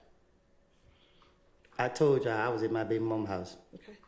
And you only told the police what Little D from Mechanicsville told you, correct? I told the police whatever to get them out for me. Okay. And in that interview, you told the police that Little D told you that they switched cars at the gas station, correct? Excuse me. You say that again? Sure. You told the police that Little D told you that they switched the cars at the gas station, correct? I told the police whatever to get them out for me. Do you know if they switched the cars behind the gas station? How would I know? Okay. I just know when I looked at that video, where they showed me last week, I didn't see nobody switch cars, so I felt that that'll prove that, you know what I mean, that I lied in the past. I can't speak on now, like. But you only know what Demekian told you, correct? He didn't tell me that. Now, if he would have told me that, I would have knew. So for example, let's say if they did switch cars at the gas station, the camera would show that. So I that's why I keep telling you, stop going in the past. Like, I ain't trying to go to jail, but if you're gonna keep going in the past, I'm telling you, don't do that because I lied. Okay. Do you know if there were cameras behind the gas station? To my understanding, there's cameras all over Atlanta. I'm asking you specifically, do you know if there were cameras behind the gas station? You gotta go ask the gas station and see. Okay. Now, on cross-examination, Mr. Steele asked you, or you told Mr. Steele that Thug encouraged you to speak to the police on the night of the murder. Is that fair to say? I don't recall telling him that. I don't know. Let me ask you, did Thug take you down to the police department to go talk to the police? No.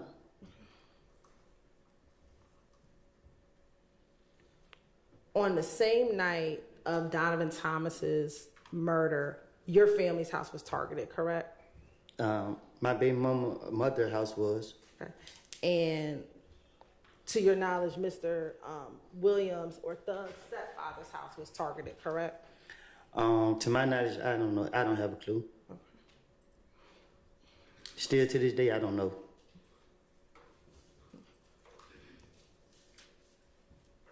Now, on cross-examination, you told defense counsel that you had multiple phones back in January of 2015. Is that fair? I did. Okay. I had two, not multiple. You had two phones. Now, I'm going to show you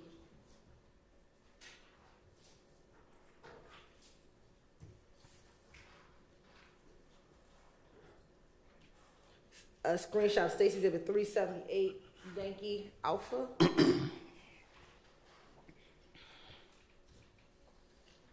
Excuse me, Judge. Yes. Can you cut the air down just a little bit? What? The air. As in hotter or colder? It's freezing. Thank you so much.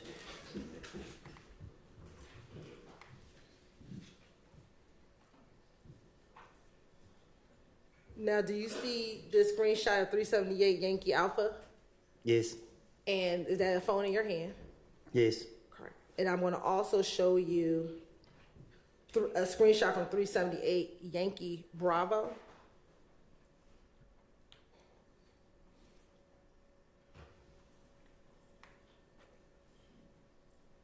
And do you have a cell phone in that picture as well? So I guess so. Now, when you said you had two phones, did you have one phone that was your primary phone?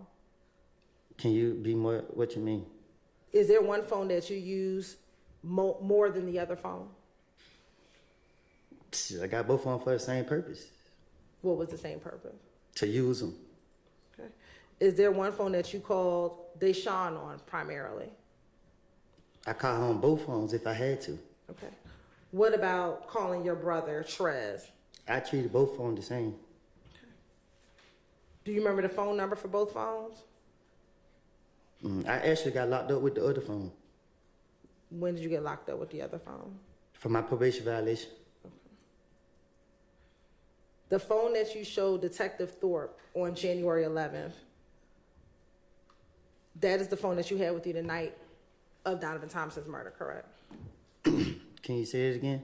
The phone that you showed Detective Thorpe, that is the phone you had with you the night of Donovan Thompson's murder, correct? Yes. Did my wife show in the interview? Yes. Yes.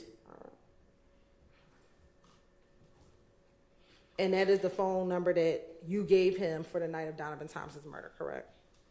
I don't know which phone number I gave him. I can't just say yeah or no to that.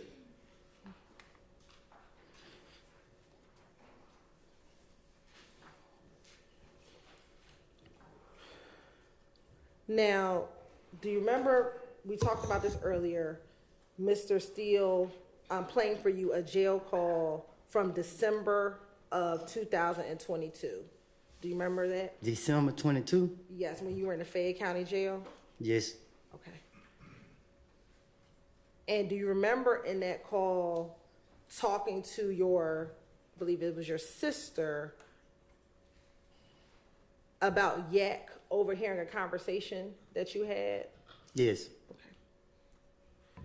And that Yak was in the bedroom, I believe, with your cousin, and you were talking to someone else, and he overheard that conversation. Do you remember that? Yes. Okay.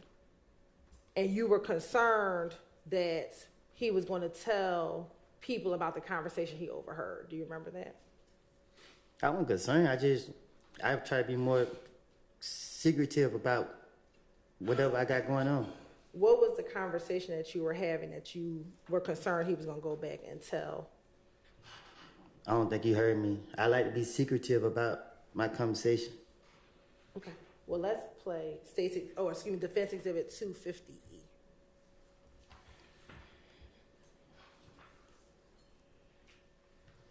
And we're going to only play from 425 to 559.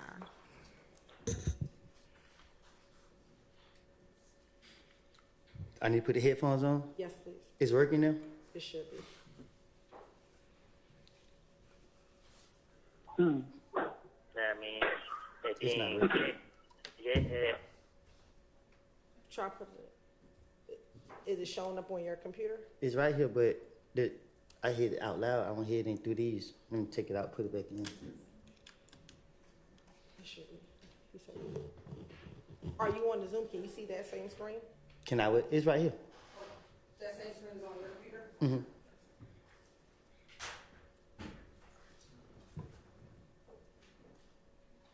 Overheard me and somebody else having a conversation. No. Know what I mean? So,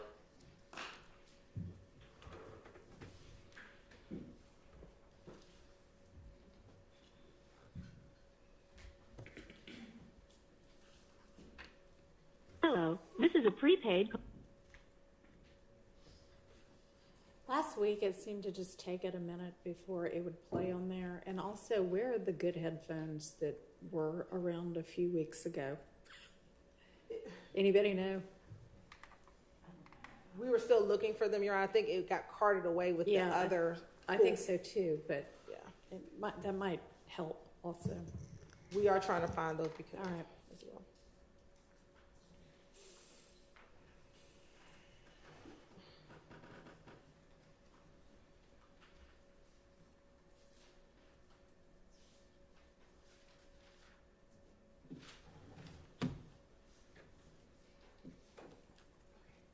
Oh, good. Thank you.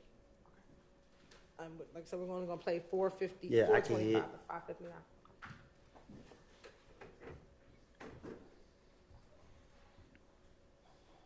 know what I mean? And then Jet had overheard me and somebody else having a conversation. Know what I mean? So he was in his sister's house. Yeah. Yeah, this nigga was late. No, sister house, cousin. Oh. This nigga was laid up in her bed, and I was in the living room. I was in the living room telling nigga. I was telling my partner, like, man, look, man, these fuck niggas got, this and then third. I'm telling him what's going on. Like, these fuck niggas playing on me. You feel me? Mm-hmm. So while I'm telling him that these niggas playing on me, this nigga hit the whole conversation and come out the room. Mm-hmm. So when I see him, my mouth dropped. I'm like, what? You feel me? Like, so when he heard the whole conversation, I'm just like, shit, fuck it. Now I mean, I already know he could go back and let them niggas know what's him. But he tried to tell me that what I was talking about, I was wrong. I ain't know what I was talking about. I'm like, yeah, I do know what I'm talking about. Yeah. I ain't stupid. That's it, crazy. Huh? I said, that shit crazy as hell. Y'all need to put that motherfucker in my bitch.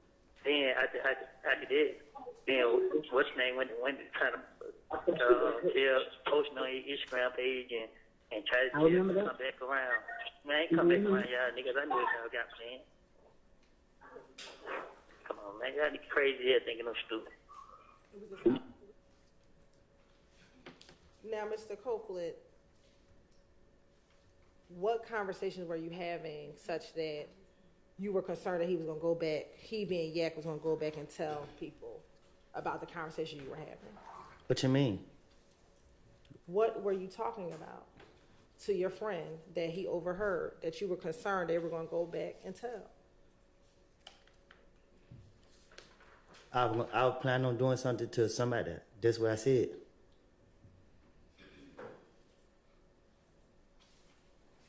Then, in the call, didn't you tell your sister that you said, I was in the living room telling this N-word, telling my partner, like, F these N-words, this, that, and the third.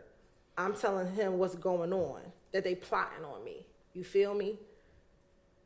When I'm telling him that these N-words are plotting on me, this N-word Yak heard the whole conversation, and he came out the bedroom. Mm-hmm. Yes. So, who did you think was plotting on you? Didn't I tell you I like to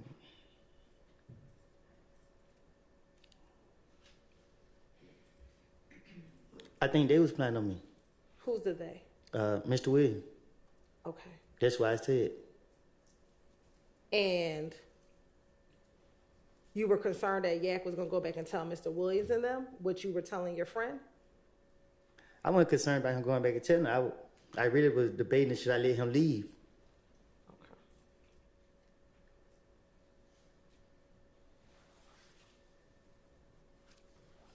Did you tell Yak, I already know that you fixing to go back and tell them what happened? And he tried to tell you, I'm not going to do that. Me and my friend was looking at each other, trying to debate on what we had going on right then and there. And it's safe to say that you didn't do anything. Yak left the room, correct? Yes.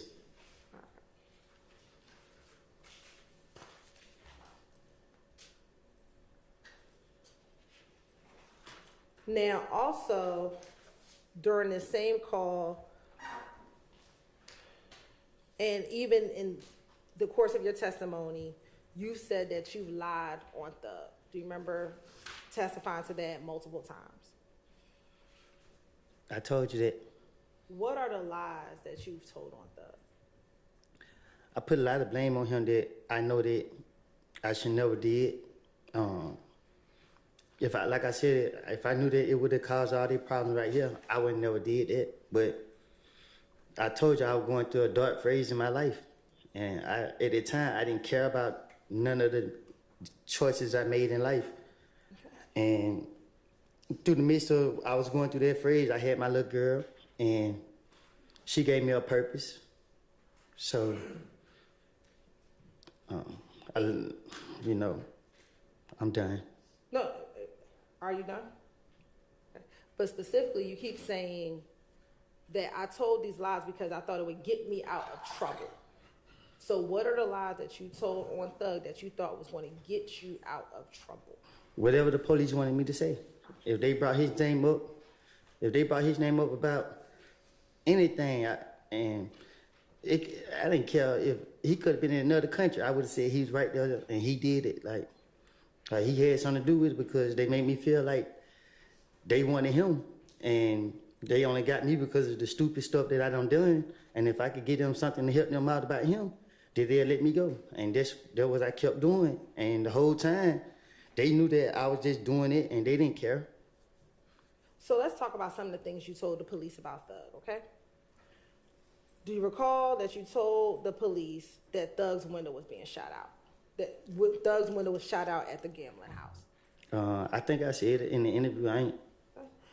Do you recall that you told the police about Mo and other Bloods wanting to harm you and Thug? I think I probably did. You told the police about a concert with Thug and Rich Homie Quan. I probably did. Okay. You told the police that Thug gave you money to hold.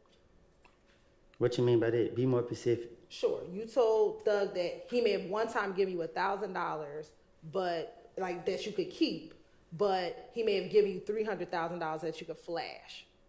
That nigga ain't never gave me. I mean, excuse my language, but he never gave me $300,000 to flash. Okay. But it's fair to say you told him he gave you some money to hold. What you mean? He gave you money to flex with, to flash with. As we together? Yes. Okay. That's what you told the police, correct? Well, I ain't gonna tell them it was my money. At some point, did you tell the police Thug just gave you money that you could flash in the club? Right, so the police asked me where I get all this money from.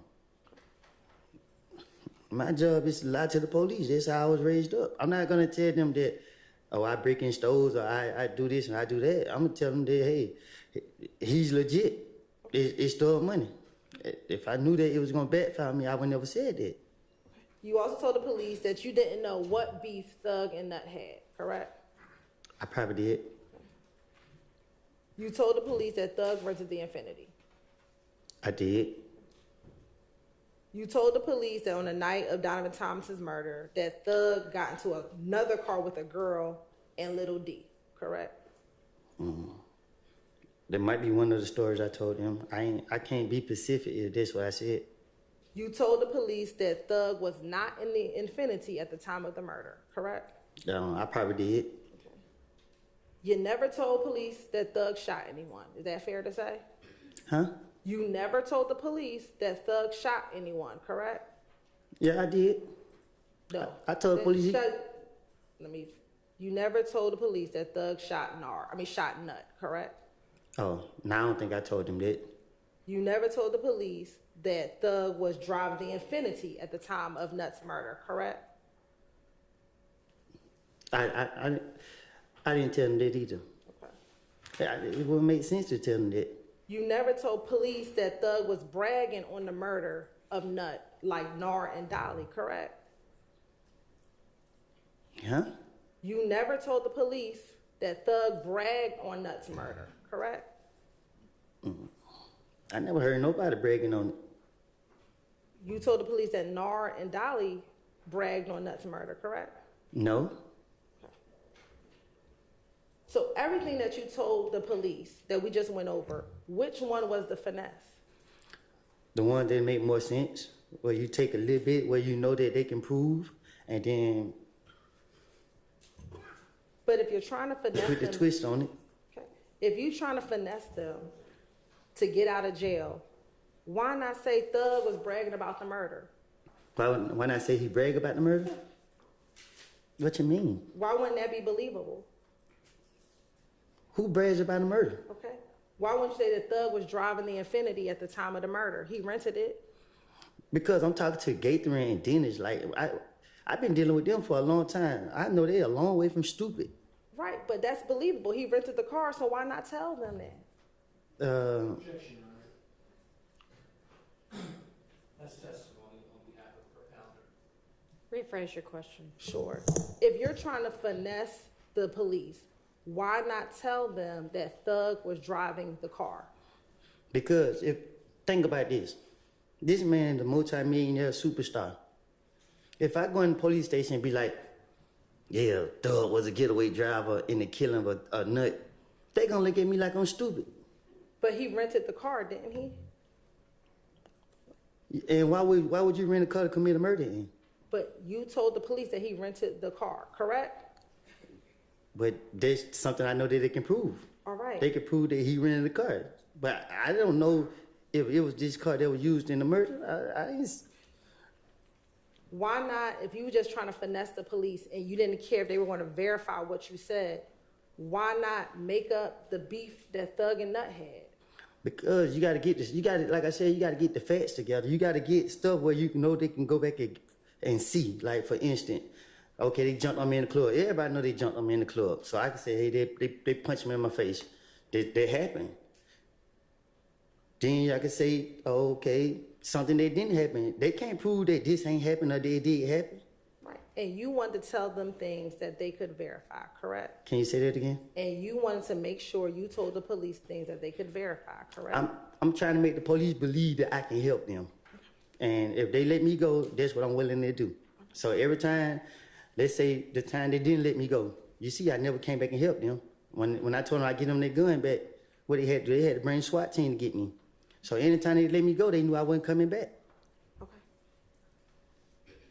On cross-examination, you talked about a meeting that you had with your lawyer and the U.S. attorneys back in 2015. Do you remember telling Mr., I believe, Steele about a meeting that you had with your lawyer and the U.S. attorneys back in 2015 or sometime during that period?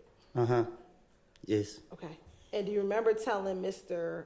Steele that there were some APD officers present when you were going to have that meeting with your lawyer and the U.S. attorneys? Yes. What APD officers were there? Gaither and Dennis. And it was another lady, but I don't know her name. And it was the ATF agent. It was everybody who was in the interrogation room. You mean the interrogation room in that June interview? When they locked me up. Okay. Do you remember how long you were in the feds before you were going to have that meeting? It was like probably the first couple months because I fired my lawyer right out the rip. And why did you fire your lawyer? Because he was working with the state. He was trying to work with the police.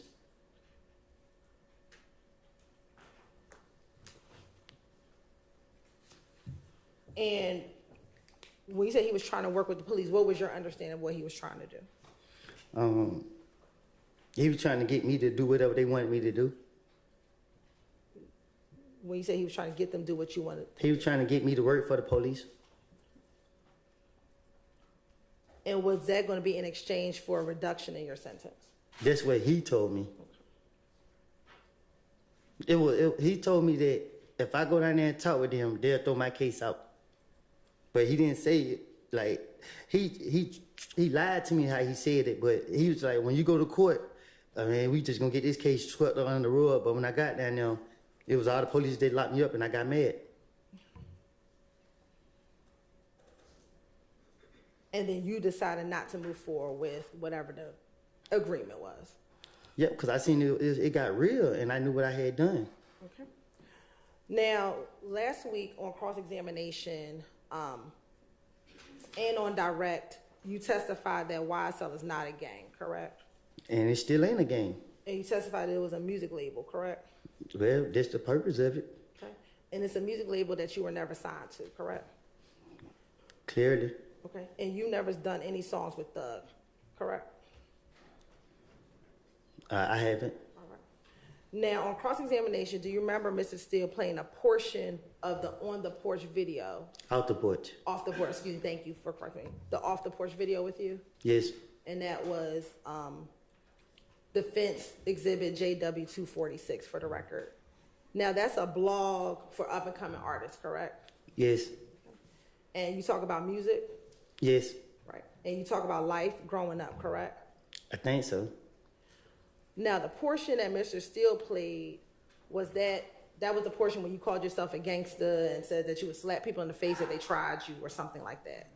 Do you recall him playing that portion of the Yes. clip for you? Yes. But that was not the entirety of that interview. Is that fair? No. Okay. I want to play for you a few portions, okay? Put the headphones on? Yes, please.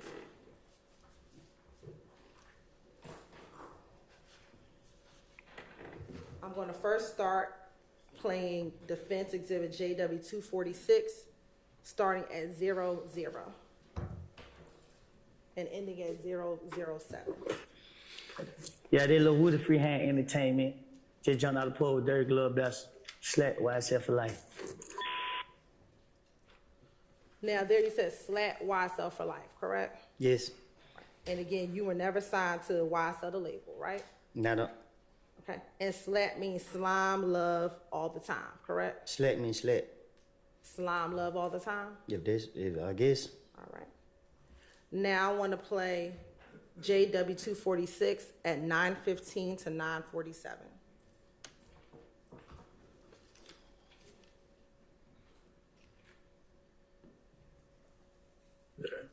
And you dropped a music video for that song too. Was that your first music video you shot? Yeah, first one ever. Yeah.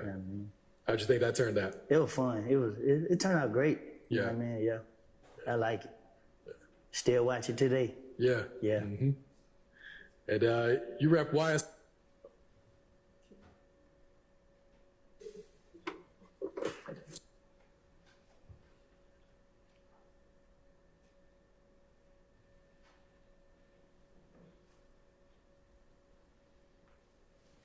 And you dropped a music video for that song too. Was that your first music video you shot? Yeah, first one ever. Yeah. How'd you think that turned out? It was fun. It turned out great. You know Yeah. what I mean? Yeah. I like it. Still watch it today. Yeah. Yeah. Mm-hmm. And you rep YSL a lot in your music. Gang. You know, How far back does your relationship with them go? Yeah, still. When he said rep, he asked you if you rep YSL in your music. You said gang, correct? No, I said game. Why would you say game? Game, like I wanted to be a part of YSL. I wanted, like, on the papers, I wanted to be a YSL artist. This interview was done in 2020, correct? One of them years. Okay. Is it fair to say this is after you got out the feds, correct? Yes, yes. All right. And at this point, you had known Thug for a number of years, correct? Mm-hmm. Yes. And it was fair to say at some point in time y'all were friends. Yes. Okay.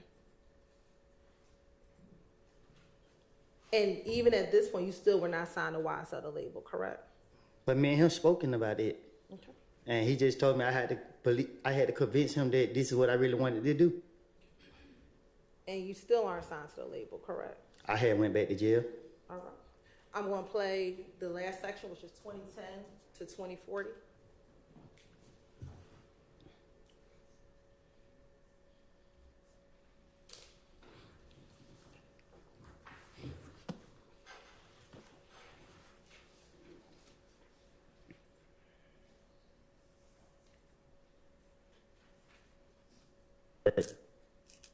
Other than that, you know, everything.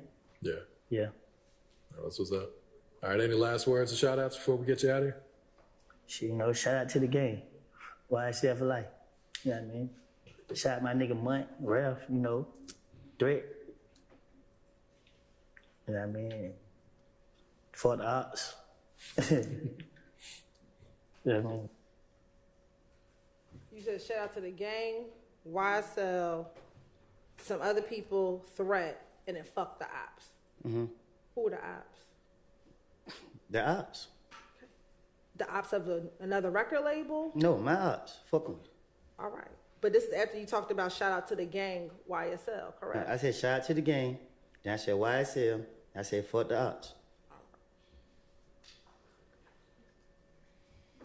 When you said shout out to the gang, YSL, you're not talking about the music label, correct? Which, can you say that again? You're not talking about the music label, correct? I don't get what you're asking. When you said shout out to the gang, YSL, you're not talking about the music label, correct? I'm pretty sure, I know you're not you're not in the streets, but you keep sticking on this gang stuff, and I don't know how much it's gonna take to convince you that when you're a gang, you can't be 2-3 different gangs or sets of members. Like, again, you can't be YSL, the gang in your voice, and be a blood. Because let's say if YSL is a gang and YSL get into it with blood gang members, you gotta pick. So what you gonna do? You're blood or you YSL? It don't make sense. And if you a blood's not gonna let you be YSL. If it's a gang. Just like with Crips or just like anything else. But you gave up being a blood, correct? Yeah, I did. All right. So when it said YSL for life, gang, that's who you rap now, No, correct? I said, no, I always been 30 deep when I was a gang member. But 30 deep is not a gang, you know what I mean? It's just my neighborhood. A gang in Atlanta is Bloods, Crips, GDs, or whatever. And let me correct that. To certain people, it's not a gang to them, but y'all trying to say YSL when you know, Atlanta, we monkey see, monkey do. We see people doing something, we want to be a part of it. We want to represent it. We want to say it. If you see that most of these people in the courtrooms don't got no ties to me, I never seen them before. So you can't say it's a gang. A gang, everybody know who he is. Everybody.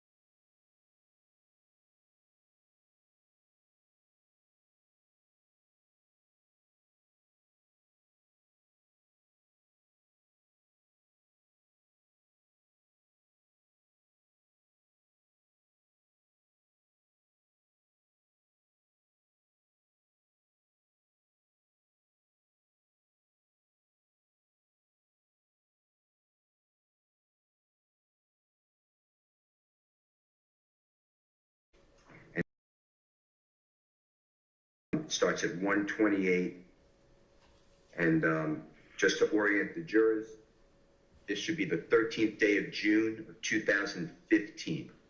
So 13th day of June 2015, and I believe you said that you're on the phone, and there's other people on the phone too, but Jeffrey's sister, you identified her, or she'd been identified as Max, and then Jeffrey in the background, maybe his voice on the phone, is on the call. I'd like to just play that short snippet, okay?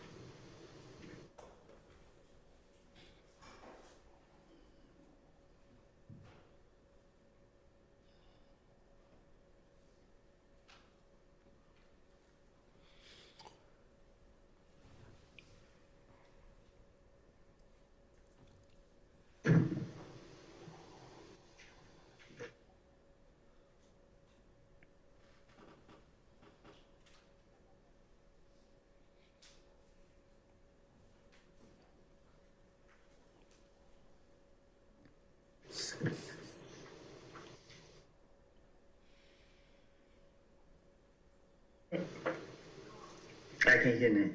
I don't think it's playing. Hello. Hello. You waiting. Actually, I know you got Woody. Yeah. What's up, Woody? Yeah. Look, yeah, he got a bus. Dijon. Yeah. How much the money is? 15,000. But I can go to a bond because bond come up by 15.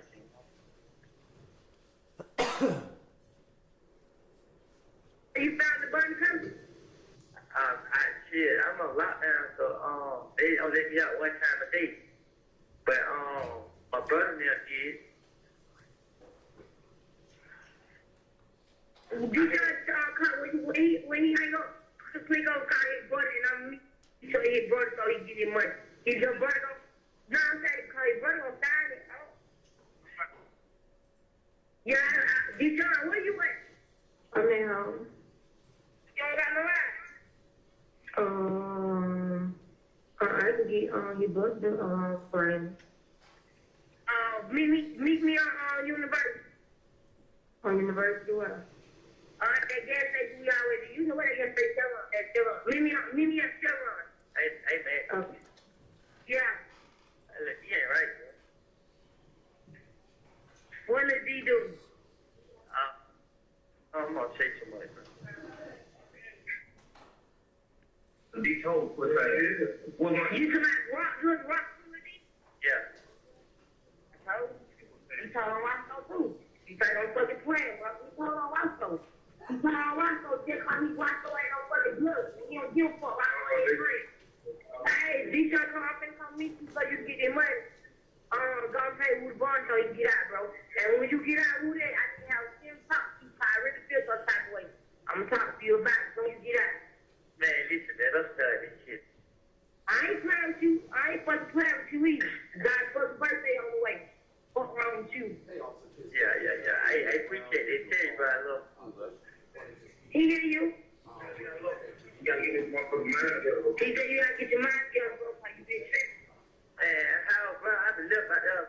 I ain't had nobody, bro. I just feel like nigga left me out there. I ain't did shit. You ain't never out there alone. You just want to be out there pressing the boy. We ain't fucked up no more. You ain't gotta be hanging out there in Canterville. Shit, I had no choice. That wasn't gonna get you time. Canterville. Out there.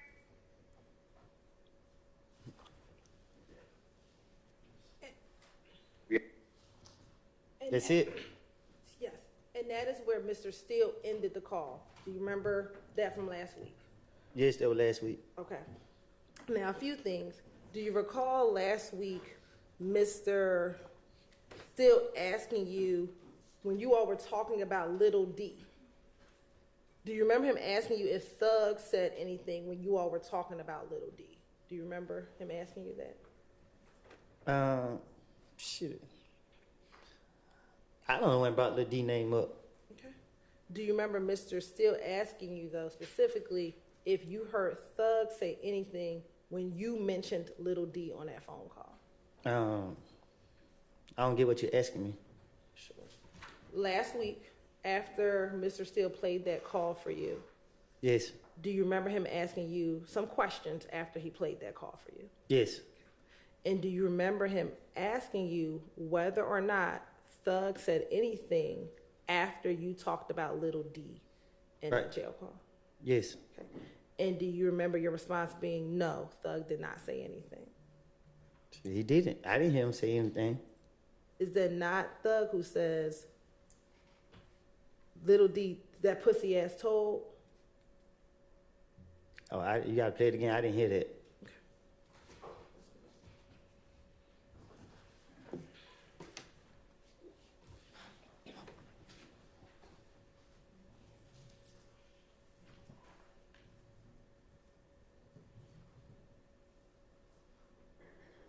All right, I'd like to go through You playing the whole thing, go? a jail call. That should be the 13th day of June. Other people on the phone too, but Jeff's on the phone. It's on the.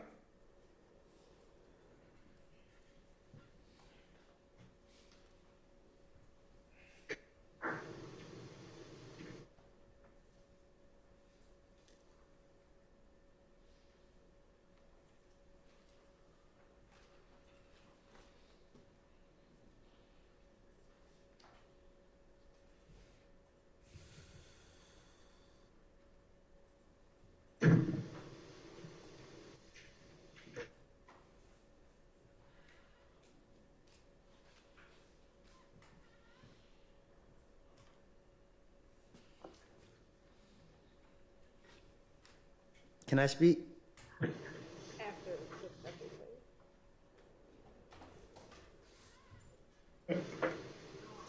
I can't hear nothing. I don't think it's playing. Hello.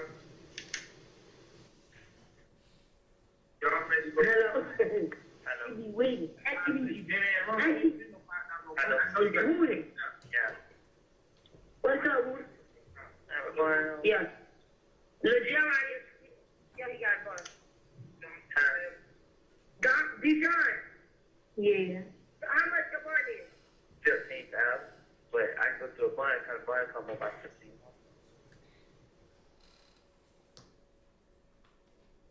You found the bun company? I'm on lockdown, so they don't let me out one time a day. But my brother now did. Dijon when he hang up, click on call his brother and I'm so his brother so he get his money. Is your brother gonna? No, I'm saying call his brother gonna sign it. Yeah, Dijon, where you at? I'm at home. You ain't got no ride? I could get your brother friend. Meet me on University. On University where? That gas station we already. You know where that gas station at Chevron. Meet me at Chevron. Hey, man. Okay. Yeah. You ain't right, bro. What does D do? I'm gonna say too much, bro. Be told what that is. You come out rock with D? Yeah. I told you. You told him rock. Did you hear? We said D told pussy ass. Probably, yeah, I heard it. Okay. Is that not Thug who said that? I can't say 100% if that was him or somebody else. I can't say, but I heard it. Okay. Now. But me going to jail was for a gun that he bought for me. So throughout the interviews, you'll see that they just be me breaking my mojo. I mean, the D name was never brought up for me to say he ain't right. That's proof of me lying, and I'm pointing it out to you. Were you saying that little D wasn't right because you wanted him to claim the gun from the Dunbar Center? No, I was saying Lil D wasn't right because I'm trying to manipulate everybody. Okay. All right. Now, Mr. Steele, when he played the call for you, he ended the call, but that was before Max actually got off the phone. Is that correct? What you mean? When he stopped the call, that wasn't the entirety of when Max was on the phone with you, correct? He played the call. I listened to it. Okay. I want to play for you 378 Yankee Echo, and we're going to start at 348.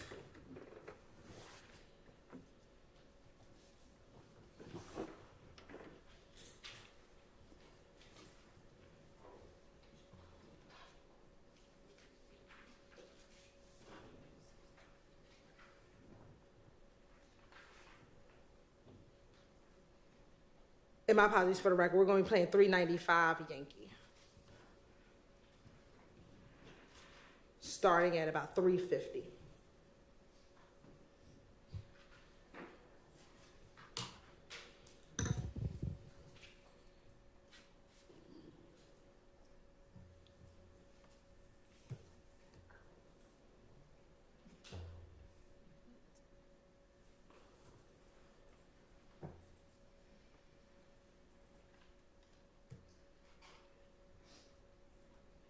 You ain't never out there alone. You just want to be out there in the trenches. And bro, we ain't fucked up no more. You ain't got to be hanging out there in Canterville.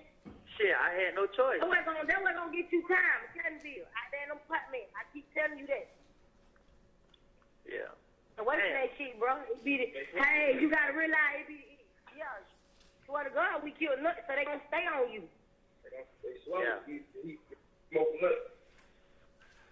Hello? Stay away from that shit, bro. You just don't know it be your hood, bro. Your hood scare you, bro.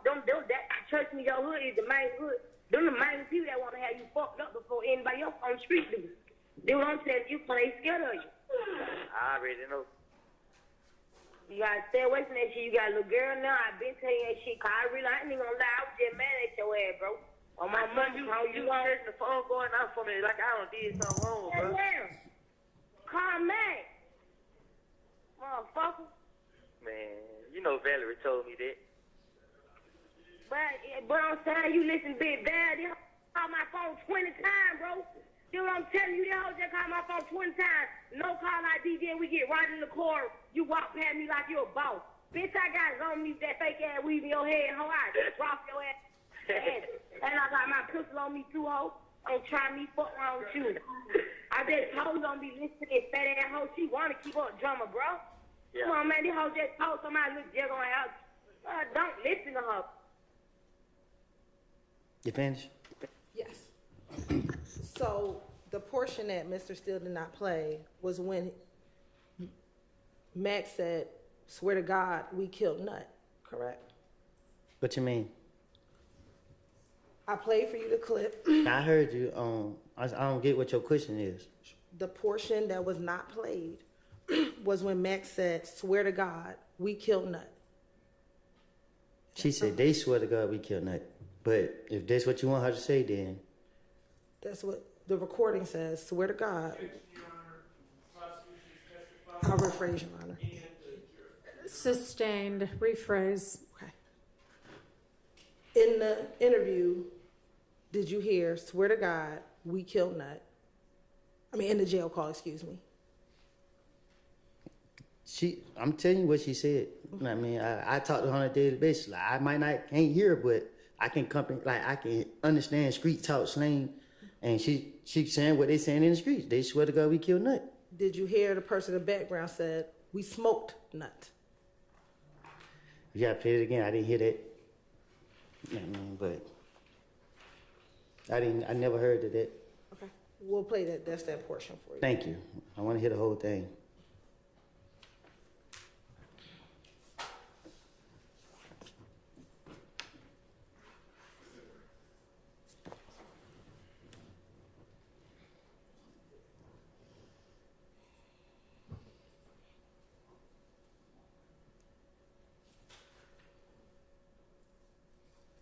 See how you out there in Canterville? Shit, I had no choice. That wasn't gonna get you time, Canterville. Out there in them apartments. I keep telling you that. Yeah. And what's Man. that shit, bro? It be, hey, you gotta realize yeah. Swear to God, we killed Nut, so they gonna stay on you. Yeah. He smoking nut. Hello? Stay away from them Can you shit. play that again? It was so fast.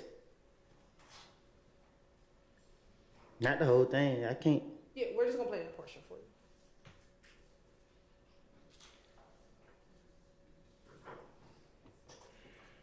That wasn't gonna get you time, Canterville. Out there in them apartments. I keep telling you that. Yeah. And what's Man. that shit, bro? It be hey, you gotta realize yeah. Swear to God, we killed Nut, so they gonna stay on you. Yeah. He smoking nut. Hello?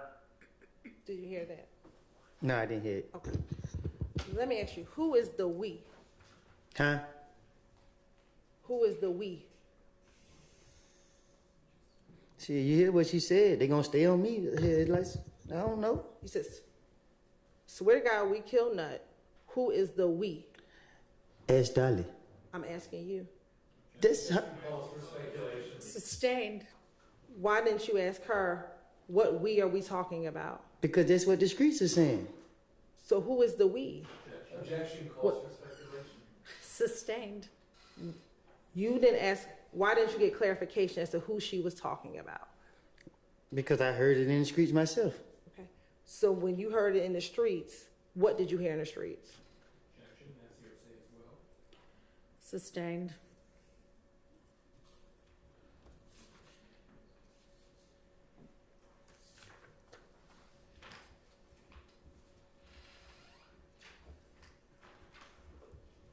When Dolly is talking to you, is this when you were being shot at because people thought that you killed Nut? I don't get what you mean. Can you be more specific? when you told Dolly that it was people were coming after you, was this because people thought that you had something to do with Nuts' murder? Sustained. Why did you think people were coming after you? It's more the police that I was really speaking on coming after me. It's like every time I did something, they was popping up. Like, I wasn't worrying about nobody in the streets. It was the police. So that's why I kept saying they come after me. I was going to jail for charges I didn't even commit, crimes I didn't even do. Like, that's why I was telling her, like, I ain't got nobody. I ain't got nothing. I ain't got no money to get myself no lawyer, no nothing. Every time I come outside, the police locking me up. I actually went to jail in a county I never even been to. When you heard her say, either according to you, you think or they think we killed Nut, who did you understand the we to be? Shit, they kept telling me. They kept saying me and D people on the west side, me and Thug, me and Monton, me Doc and Head. They were tying me and everybody to it, so I knew she was talking about me and whatever the street saying. So, And all those people you just named, those are all people who are associated with YSL, correct? no. All right.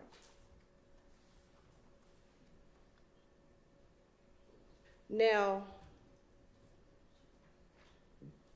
Only people that was associated was Doug and Monton. And that's not that was, you know, y'all try to put a part of this. now you talked about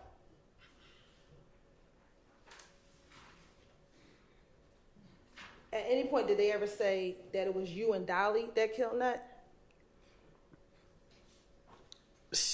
What you mean? You said that they were saying it was me and Thug, me and Monto, me and this person. I'm pretty sure you heard the rumors when it happened. You know what I mean? They put my name in there with everybody. I'm asking you, did they ever put your name in there with Dolly? I don't remember them saying it, so I can't say yeah or no to that. Now, you've continuously talked about wanting to finesse people. Do you recall last week Mr. Steele showing you a clip from your interview when you were talking to Detective Dennis about Bloody J and having Bloody J and Thug become friends again? Do you remember him playing that exhibit for you? Yes.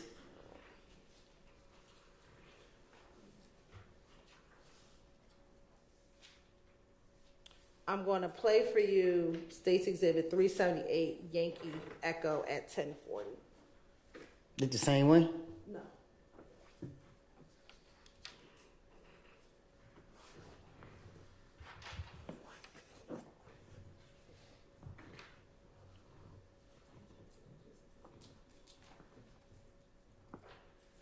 Jurors, when they're getting all these set up, because it seems to take a minute, if y'all want to stand up and stretch or anything, that'd be a good time to do that. I know it can get tedious sitting all day long, if I do it all day long.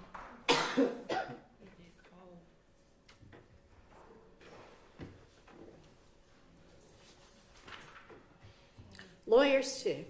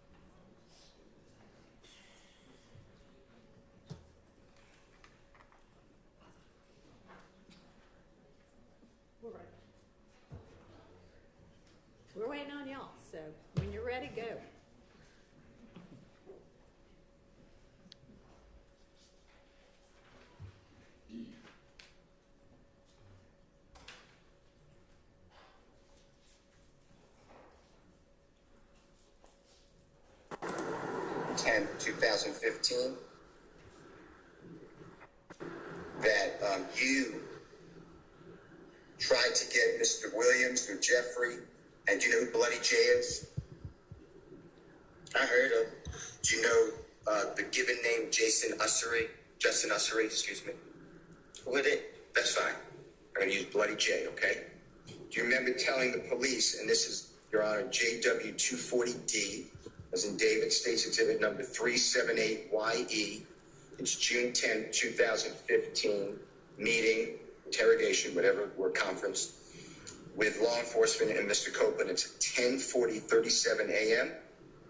to 10:08 a.m.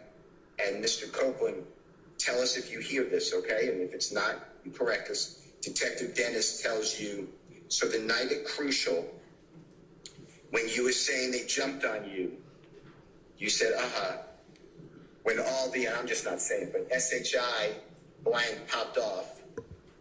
So what happened, Mr. Detective Dennis, what happened when you came outside with Bloody J?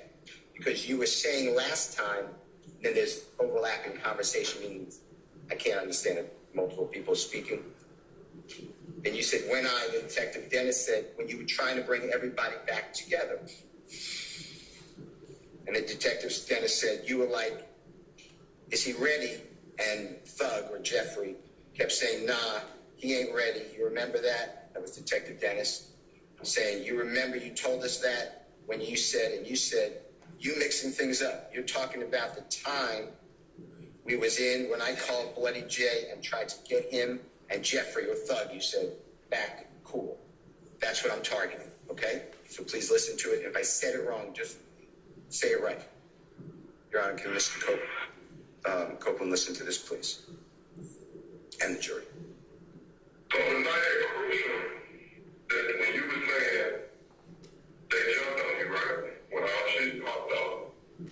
So what happened when you came outside with Bloody J? Because you were saying the last time you were trying to bring everybody back together. You was like, be ready. And I stood and said, I ain't ready. You remember that? You remember you told us that? When you said you speaking it up. You talking about the time we just made the shit when I called Bloody J and tried to get him to throw that cool. Remember saying that you were... Now, in watching that video, do you see that you corrected Investigator Dennis when he had some facts wrong? What you mean? You said, did I correct him? Correct. Did you correct, in the interview, did you correct Investigator Dennis when he had some facts wrong? Right, I'm listening. So if you were trying to finesse the jury, why even correct him when he had something wrong? I wasn't trying to finesse the jury. I was trying to finesse the police. Correct. When you're trying to finesse the police, why correct him if he had something wrong? Because they after me. And like I said, just when we going, one thing I know about Dennis, I know I gotta come correct when I'm talking to him, so I gotta. I know Dennis play games. Right. So you said, when it comes in, you have to come correct. That's what you just said, right? No, I'm saying, like, when I say come correct, I'm saying, like, I gotta. It's harder convincing Dennis and Gaten. Like, you gotta really make them believe, like. Because they can see, like you said before, Gaither can see through your BS, correct? Mm-mm. What I said before is that, like when I make up the names, I know that I can't come to Gaten with the names I done made up. She gonna already know I made them up. So it's different, like when I'm dealing with like different polices. When it come to Gaten, I gotta be more convincing than I will with Thorpe. Okay. Also, let me ask you, in 2015, is it fair to say that you were closer to Shannon than you were with Doo-Wop? With who? With Doo-Wop. If I was closer with Shannon than I was with Doo-Wop? Yes. I guess. Okay. And matter of fact, Doo-Wop is Yak's friend, correct? I'm cool with Doo-Wop. But that's more Yak's friend than it is your friend. Is that fair to say? I guess. So if you're trying to finesse the police or mixing some truth with a little lie, then you would agree with me that the full truth doesn't matter, correct? Like, if you're trying to mix in a little truth with a little lie, then the full truth doesn't matter, correct? So my whole purpose was in the interview was my little girl birthday was coming up, and every time they got me, they would ask me questions and they would laugh and act like they was believing the stuff I was saying. So when they got me on June 10th, I didn't want to go to jail. I'm not scared of jail, you feel me? I know how to adapt to my environment. It's just the timing of when they got me. And my whole purpose was, if I can convince these people that I work with them and I help them out and do whatever I do, to let me go. And that's what my intention is. Y'all keep dragging me in here like I got facts. You know what I mean? And I don't. Okay. I'm going to show you what's already been admitted at 6 Exhibit 378 Yankee Echo at 5:34:49. Do I listen to it, or it's a picture or something? I'm going to show you and you're going to listen to it. Okay. Or I'm going to ask you if you can listen to it, please.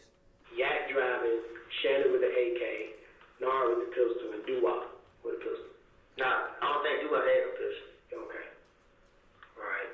But you just know what seats, how everybody was sitting in the car, and all you know is that Yak was driving. Yeah, I just know Yak. They said Yak was driving, and that's based on what Mikion told you. Yeah.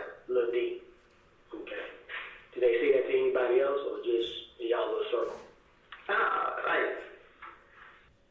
And we're going to stop it at 5:35:18.